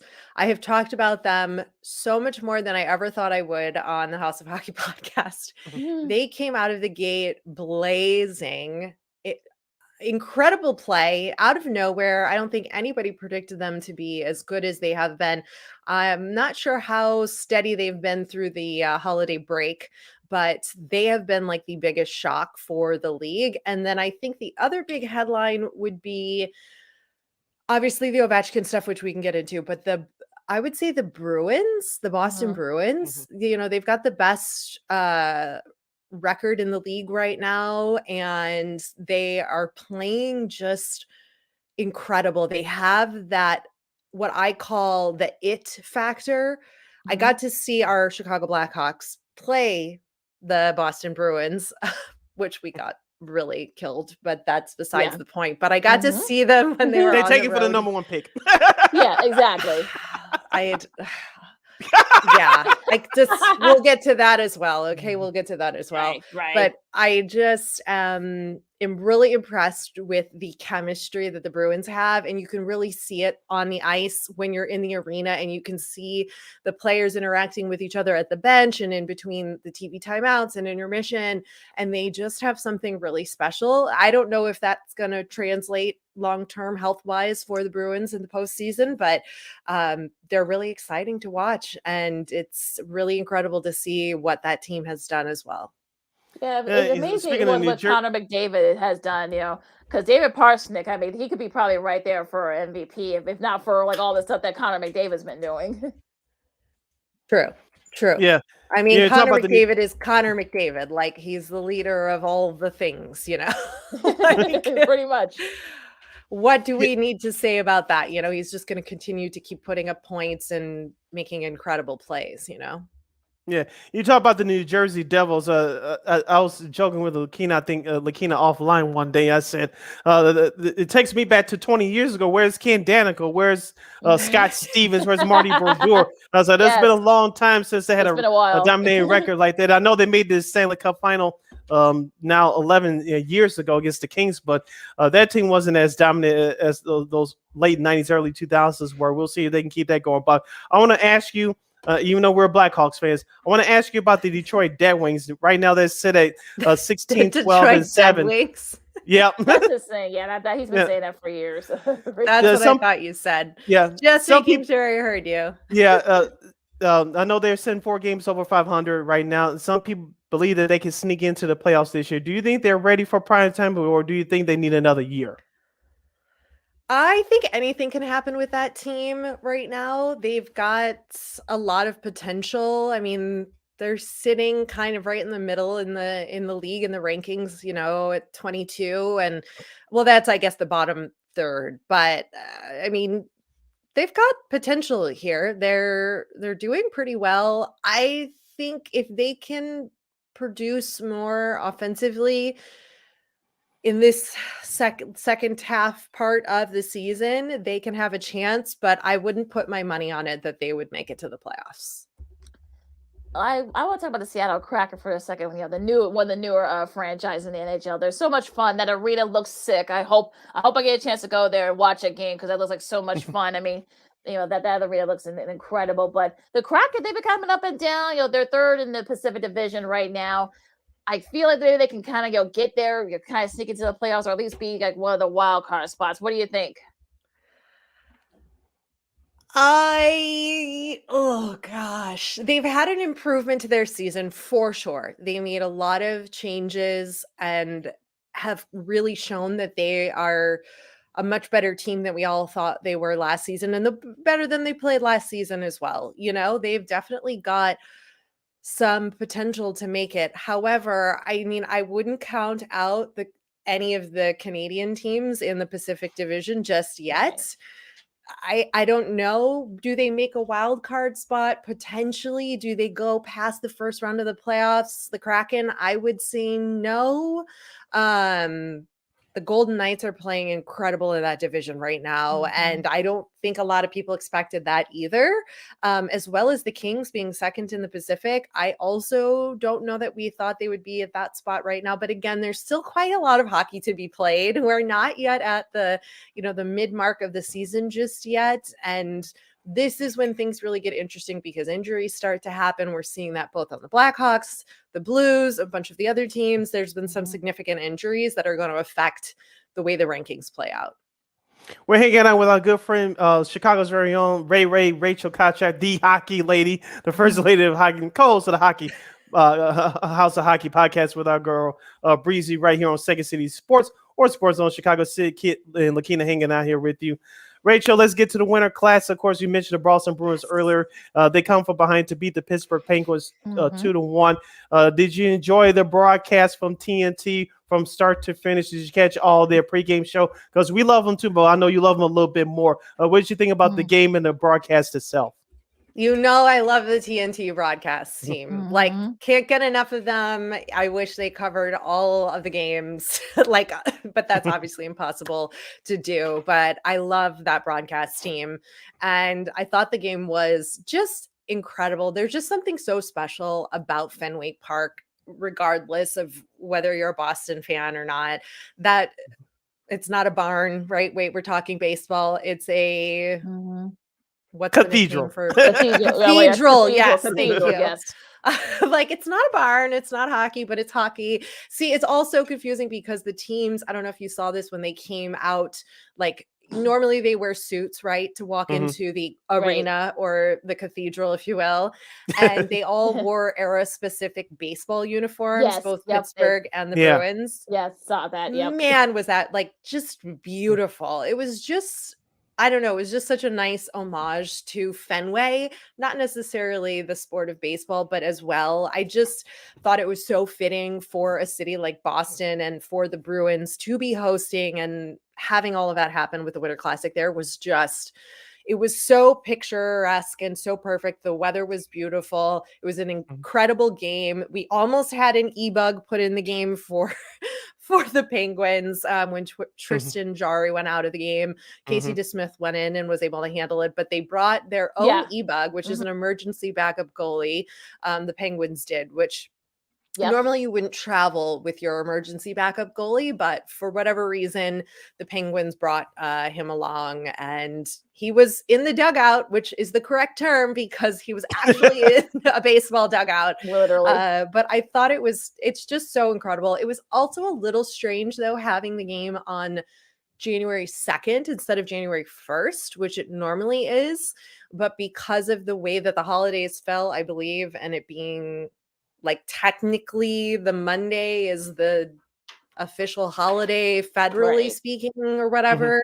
Yeah. It was just a little confusing. I was like, wait a minute. It's Monday. And the NFL too. Yeah, it was just very confusing to me. But other than that, I mean, it was incredible. I love watching all of the social media videos that the teams do with, like, they have all of the families come out and skate, and the kids get to come out and skate and have a day, and then they have an opportunity for hockey social media influencers to come out and skate on the ice and make content. So the NHL does a really great job with that event, and they had free activities all around the city of Boston over the weekend leading up to the game, just for fans to meet, former players, retired players, and, just enjoy. And you gotta love it. I think it's one of the most fun events, and just sort of unique because they do get let the players wear different clothes into the arena. They they don't have to wear their suits. They can kind of go with the theme. We've seen all kinds of different themes in recent years from different teams, having fun with it. And I think that's needed, and especially at that time of year. So I'm a huge fan, and I thought it was a great game, and two rivalries and everything like that. It's great. Yeah, before I kick it back to Lakeena, just a couple things. One, shout out to Bill DeVoe, aka the half of the R&B pop group New Edition from the 80s. They did the national anthem. Shout out to them. A little bit random though. But yeah they're from Boston though, so yes. But I know people say, it's random. Yeah, they're from Boston too. So yeah, that shout out to them. Shout out to them for doing the national anthem. And I think they'll be coming to Chicago sometime in March. So people they're going back on their tour. So check them out. They did a great job on the national anthem. But on the flip side, Rachel, I was watching a couple of the old Winter Classic games before Monday's game. It just reminds me of the current state where the Blackhawks are in. We'll get into that later. But they played in every outdoor arena in the city of Chicago. And I'm sure we'll probably get it back in the next 5 or 6 years, hopefully when the team is good again. They must play on the south side in Comiskey Park. That's right, I said it, not that corporate name. They better play in Comiskey Park when they get the game back, because they played everywhere else. Yeah, I think it'll be a while before the Blackhawks get an outdoor game, but there's a lot happening in that organization, and I think it's going to be a little bit, but I agree with you 100%. It's time for our White Sox to host our Blackhawks on the south side and complete the triad there. Well, yeah, I agree. I mean, I think it's only fitting, but yeah, I mean, they already did what I really. So why not do it for that? I'm not going to tell that corporate name. Wait, did they do it at Soldier Field too? Yeah, that was in March of 2014 against the Penguins. Yeah, yep. I thought so. Okay, just checking my memory. But that's the White. They haven't the White Sox haven't hosted one yet, so that's yeah. It's Comiskey. It'll always be Comiskey. Just like Crypto Arena is always going to be Staples Center. They renamed it. Yeah, exactly. It's Staples. Period. Yeah, The end. yeah. I'm We're not going to call it that. Exactly. Thanks. See, Rachel, there you go. That's why we're friends. But yeah, Exactly. I mean, look, I mean, it was a great showing. I saw a little bit of it, and it was nice and warm too. It was actually above, maybe a little bit too warm though. I was thought that maybe the guys are gonna kind of like slip out because it was a little bit above freezing. But it was a great time by all. I think it rated pretty high too, even though it was up against some of the bowl games and such. But yeah, I mean, I think it was a great production too. So I think it was really cool. Now, probably one of the hottest teams in the league right now. I know they lost a couple of nights ago. Is the Carolina Hurricanes. What have they done? I mean, Rob Brittenmore. I mean, I think he's kind of found. I think he's kind of found his niche with Remember him as a player. We get no Lakeena. I know, right? Good Lord. I mean, but yeah, I mean, it's a little bit crazy how great that team is playing. He's kind of found like the niche with that team. So, and can they keep it up? Oh, I think so. They've been in contention in the last couple seasons. They've played really well. I mean, the Devils are just one game back from them, which again is crazy that I'm even saying that, like in their division at least. I mean, I don't think anybody thought that was going to happen. But the Hurricanes have something going on there as well. They've really got a great core group. They've sort of figured out how to play and play well as a team. And I think Rod the Bod has something to do with it for sure, because they've only continued to play better each season, which I think is a testament to both the players. I mean, they've lost a handful of people that were core to the group, but they've been able to fill those gaps. We talked about the New Jersey Devils earlier being one of the surprise teams in the league this year. We talked about the Detroit Dead Wings being right in the middle. Well, who are some of the disappointing teams so far this year? I have a couple, but I want to hear yours first. Well, I mean, I'm not disappointed in the Blackhawks because we knew that was what was going to happen to them this season. So, I kind of can't really put them in there in that category.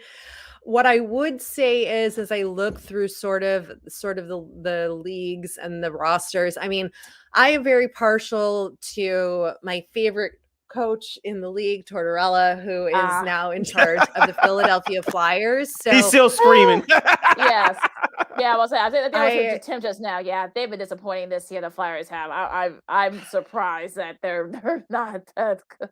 This kid. Yeah, I mean, Torts would disagree with me and say that the team has actually been making improvements, at least on the ice and in their play and that kind of thing. So I can see where he's saying that, like, even though they might be losing and they're at the bottom of the league, if they're actually playing better hockey as a whole, that's great. But you also can go just off of the stats here, right? I mean, they don't have that many wins. They've got 14 wins right now. And, I hoped it would be better, but I don't think it's going to be as easy as we thought. I mean, they've got a great group there's a ton of talent there, which is why I think Torts gets frustrated and why I'm sure Flyers fans are frustrated, because that team has an incredible roster. It's just getting them to mesh well. And I would also argue in the Metro Division that maybe the Columbus Blue Jackets, given that they got a really star player in Johnny Gaudreau,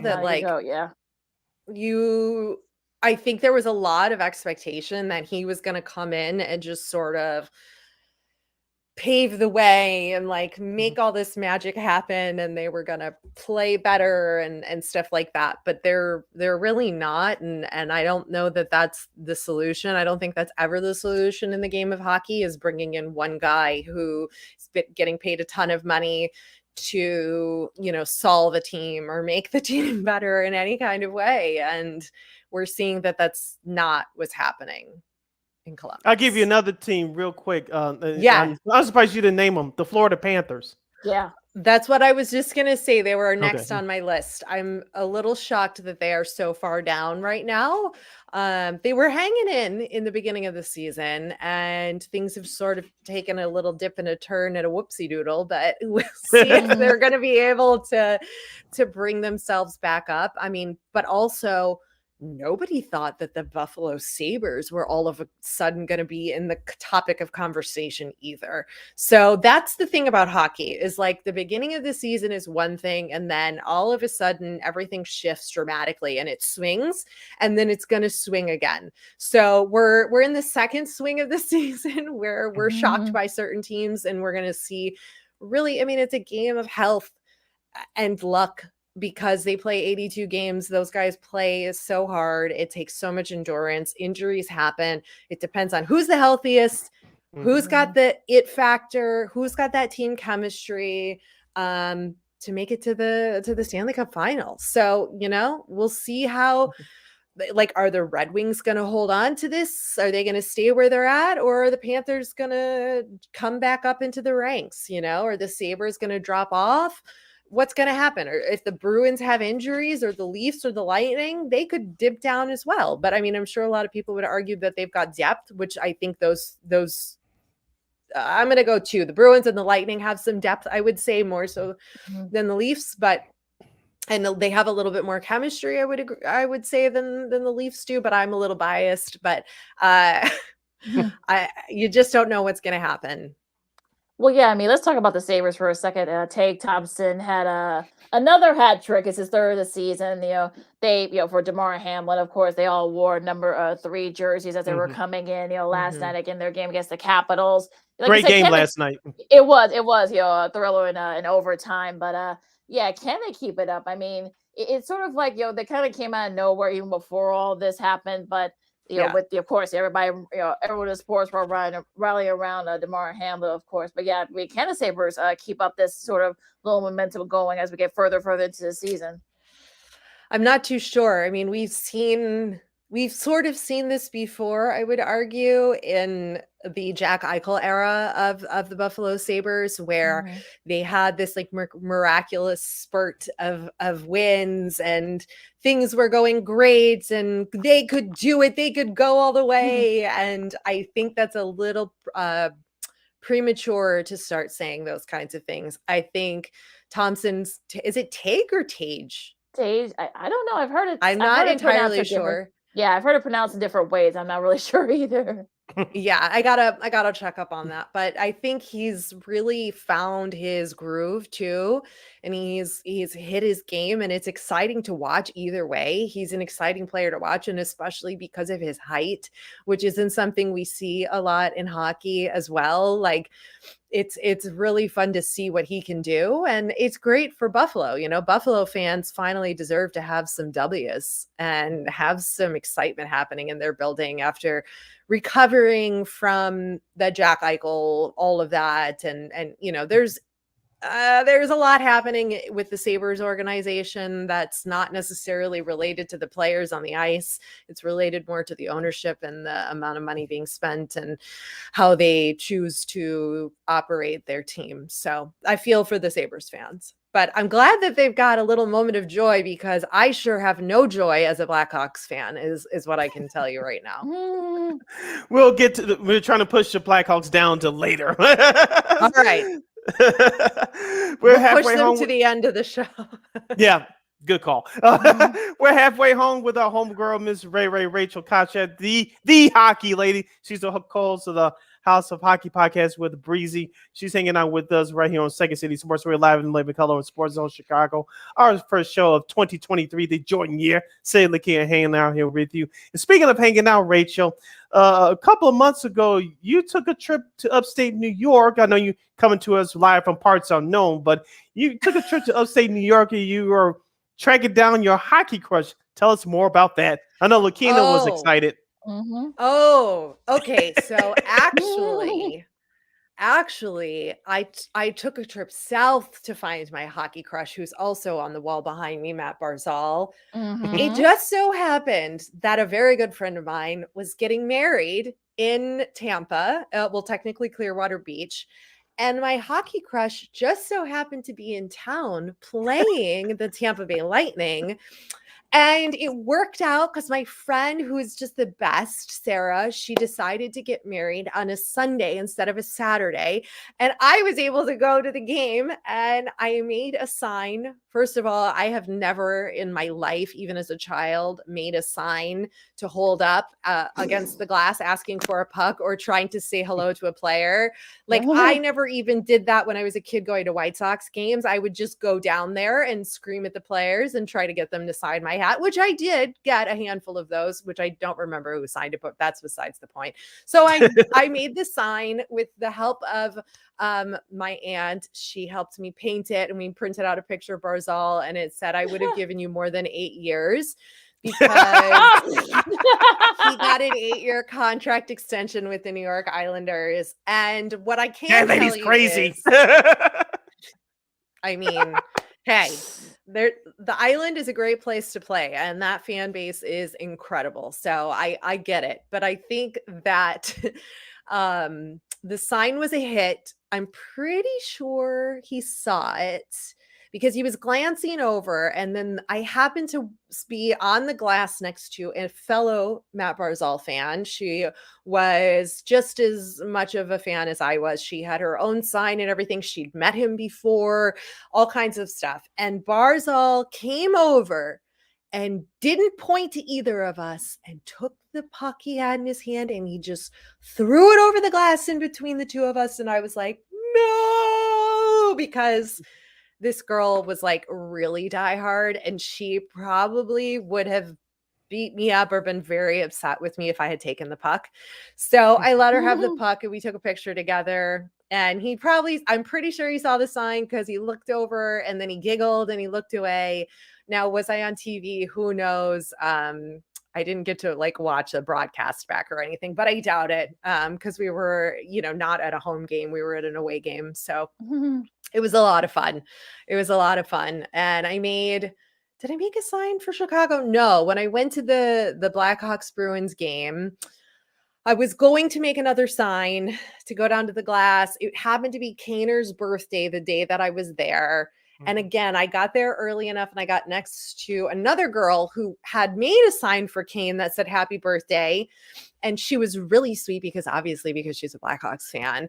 And Kaner came over and actually like pointed at her and threw her a puck. And the girl was shaking. She was like shaking. She had to have been like in her early 20s. She was shaking with like overjoyed excitement. I've never seen anything like that before. So that was pretty incredible. And then one of the other Blackhawks came over and was like, they were making sure all the kids got a puck. Like Domi was walking, skating and going, and that girl, my friend, was like, she needs a puck. She needs a puck. I mean, I'm in there in my cane. I'm like, I need a puck. I look crazy, you guys. I am a grown woman looking like a crazy person. And I'm like, I do. The guy throws it over to me. I reach up. It tips my finger, goes back. I turned around to get the puck. An adult older than me picks the puck up and hands it to a Bruins fan. Kid. Oh, dear. And I'm like, that's my puck. That's my puck. What are you doing? That is for me. And he's like, oh, sorry, it's his birthday. And I was like, oh my God. I almost fought an 8-year-old Bruins fan because some guy decided to meddle with my puck and gave it to this little kid. And first of all, that little kid shouldn't even want that puck because it was given to him by a Blackhawks player, not a Bruins player. Rule number 1. 2, the kid was absolutely terrified of me. And thank God my friend was with me. And he was like, Rachel, it's a little kid. It's okay. I'm like, you're right. You're right. You're right. You're right. One day I will get my puck and it will happen. And it will be a glorious moment that I get to tell you all here on this show. But it's become this running joke now on the podcast because so many of our friends in the hockey space and fans are all getting pucks and multiple pucks now. And I have this many. I have zero. Oh, Lord. Oh, So no, we're trying to make that happen, but it's been a fun adventure either way. And I've met some interesting people. So So I know that says the Chicago girl in you. We do not endorse violence on the show, but No. if everything was equal, you would have punched that guy in the face. I know you, Rachel. I was so mad, you guys. I was so mad. And it was like, that's mine. Like, what are you, who are you? You don't even know this kid. And like, you're getting involved in something you're not supposed to be getting involved in. Stay out of it. The kid's on the wrong side, first of all. That's not his team. Where's that child's parents? Why aren't they advocating for the kid to get a puck from his? It was just all kinds of wrong, is what I'm trying to say.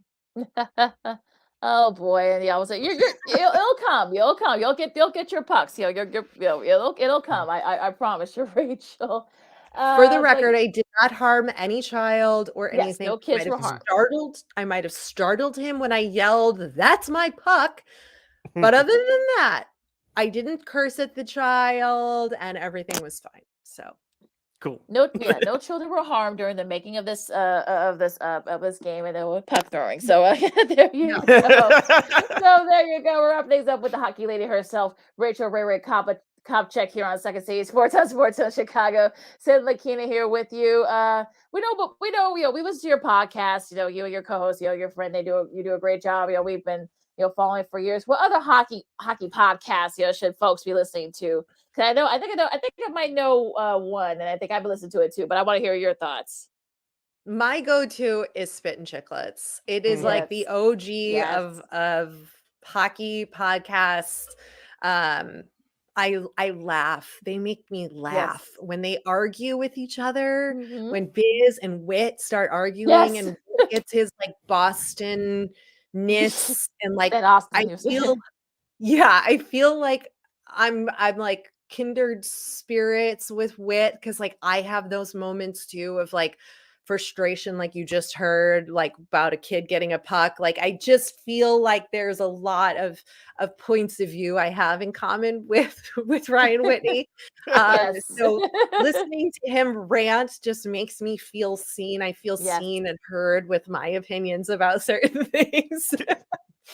And the way he does it is it's just so entertaining. And I love what those guys do, and the way they do interviews, and even how they handle some of the really tough stories and topics. There's been some big headlines that have come out that they tackled, and I was really proud to see them tackle some of these stories that are challenging and are not really something that they talk about often, and to take on a little bit more of a serious issue and be able to address it in an appropriate way, because they are just, really funny, and they do have opinions, and they're serious as well. But like, it's not ESPN, and thank God, because, that's not what I tuned in for when I listen to them. I want to hear their opinions, whether they're wrong or right, and be entertained. So I listen to them.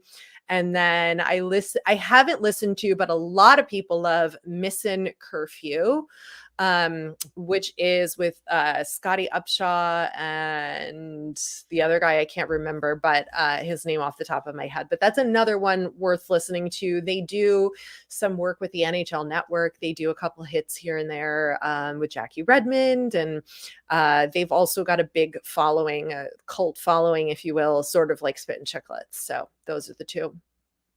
All right, Rachel, and mine, of course. Oh, of course, yours. Of course. Besides yours. Support Rachel's podcast, of course, first. We're writing down the home search with Rae Kopczyk right here on Second City Sports on SportsZone Chicago. We're live in living color. Sid and Lakeena here with you. Okay, Rachel, we had to decompress a little bit, get our emotions in check. The Chicago Blackhawks. I know they're not much to write home about this year. I know. Musa. Okay. March 3rd is a critical day. That's the NHL trade deadline. Of course, Patrick Kane and Jonathan Taves, one or both of them may be gone by then. Of course, like I said, there's nothing much to write home about in terms of action on the ice.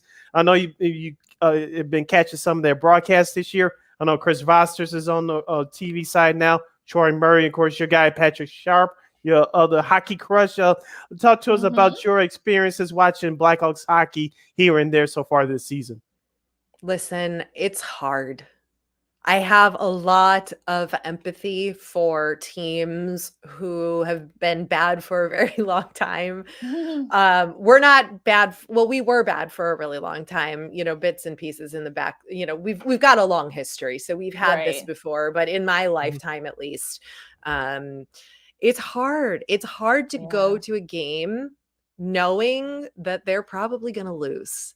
And it's a mixture of emotions because you love them and you want them to do well. And I love Kane and Taze, and I want to see the magic still that they have in the Blackhawks jersey.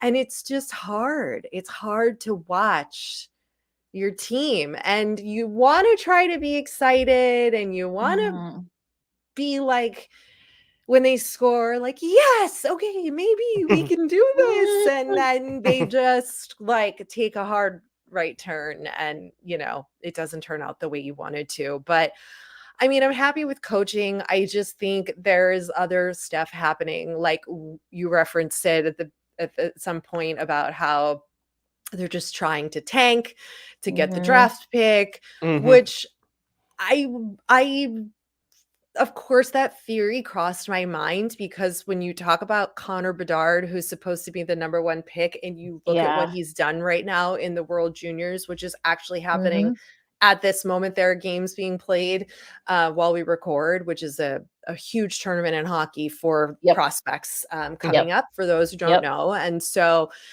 watching this guy play, he's broken records for Team Canada. And so I understand, but also I'll go back to my original point, which is you cannot have one player lead your team. You do not win Stanley Cups with one star player in hockey.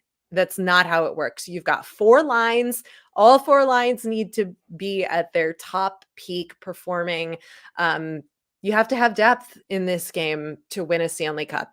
And so the Blackhawks, would I be surprised if they were tanking on purpose? No, I mean, I don't really think that's fair to the players to say that they're tanking.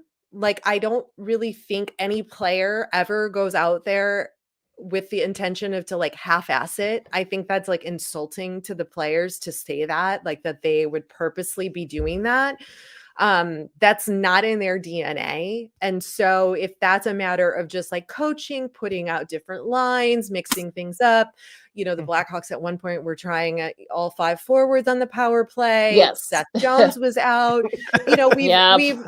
There's what are we doing? So you could argue that they're trying to tank by doing that, but are they just trying different stuff?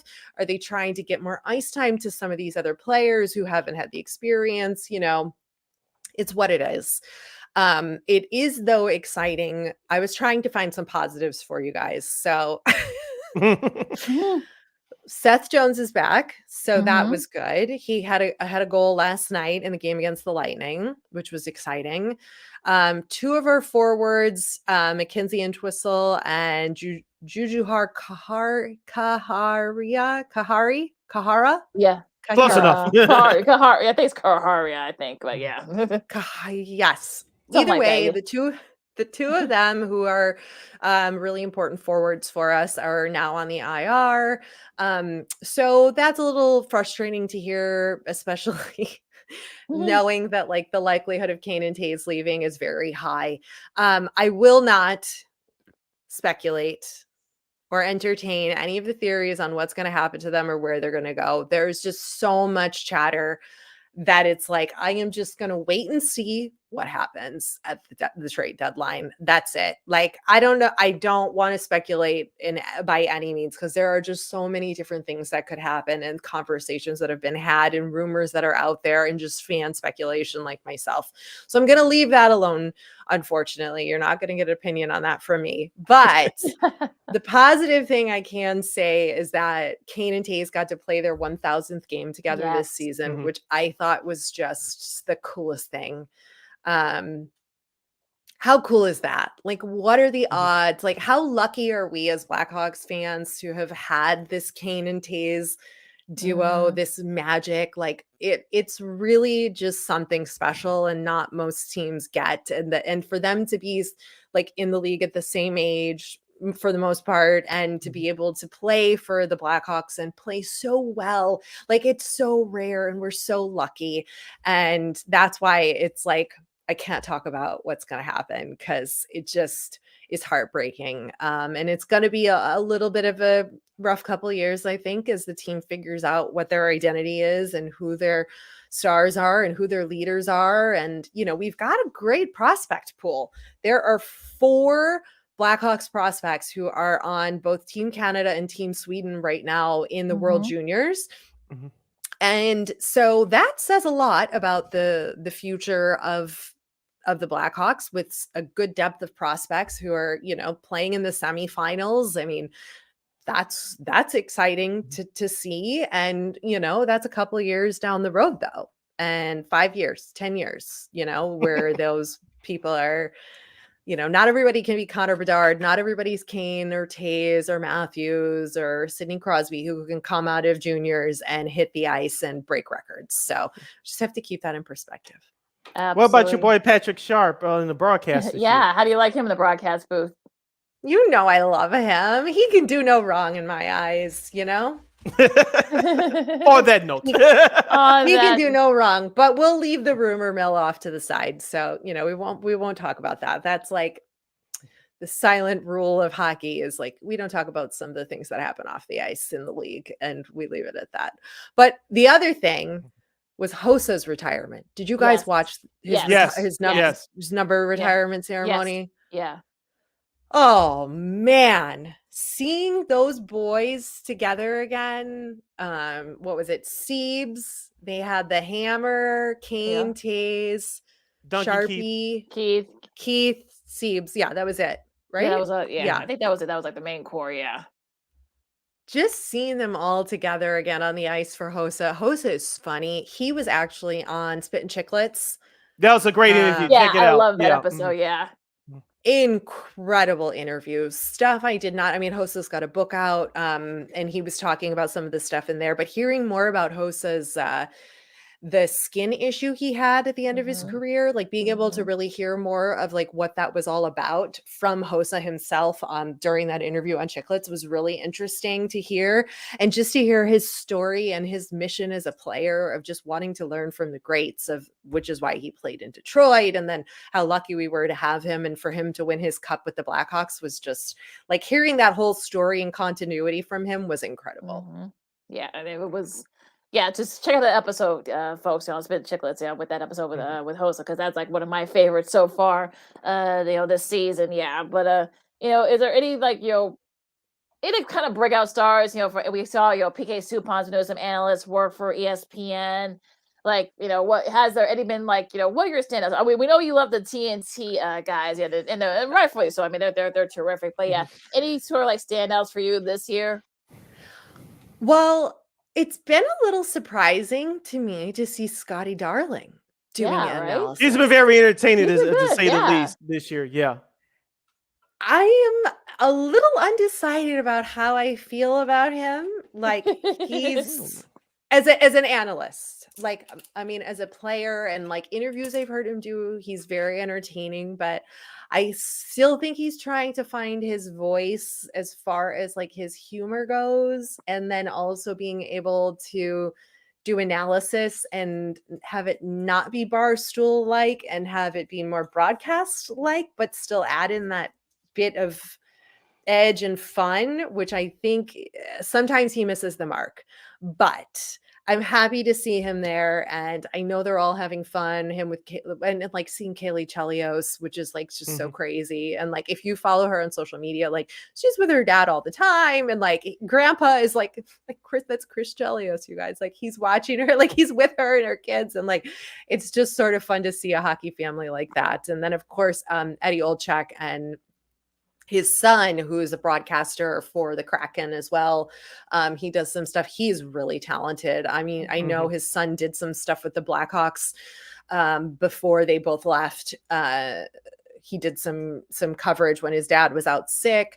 He's very talented. And that is not just nepotism. That is, he's got very good skill and very good at calling games, which is not an easy thing to do in my opinion. So it's been fun to check on some of those people and see what's going on there. All right, that's been our girl Rachel Rae Rae Kopczyk from the House of Hockey podcast with her co-host Breezy. Check the podcast out wherever you get your podcast. And where can the lovely people follow you on the rest of social media?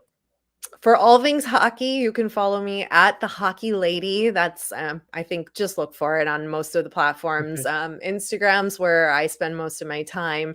And then if you want to see my like other non-hockey life, you can follow me.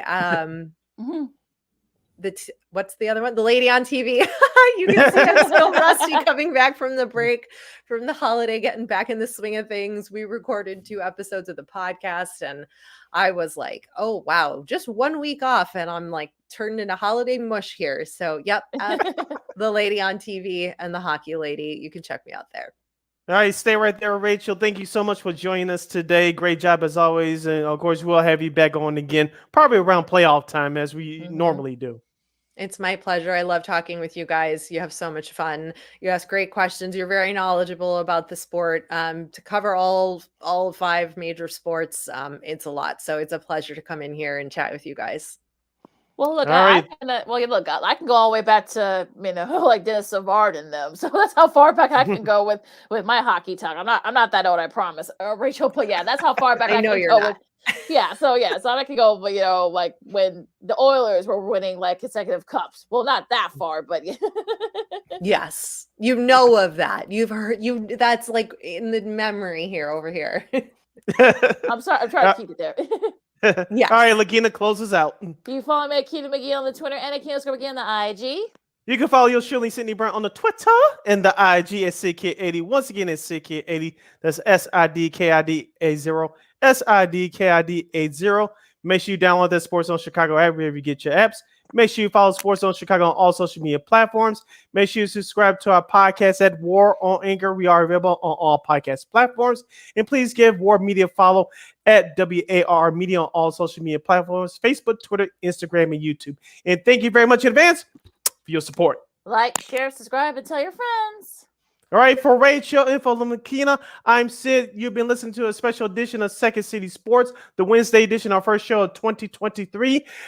We're live in Living Color Sports on Chicago, and we'll be back on Friday. So 2 days from now, come right back here to Second City Sports. We're on every Monday, every Friday from noon to 2 p.m. Central Standard Time, right here on live in Living Color on SportsZone Chicago.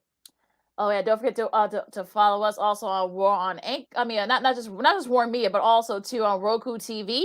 ROKU TV. Yeah, absolutely. So celebrate with Squad, get with the program. If you got a ROKU TV stick or a ROKU TV app, just check SportsZone Chicago on the search engine box. Let me try to get that up here real quick.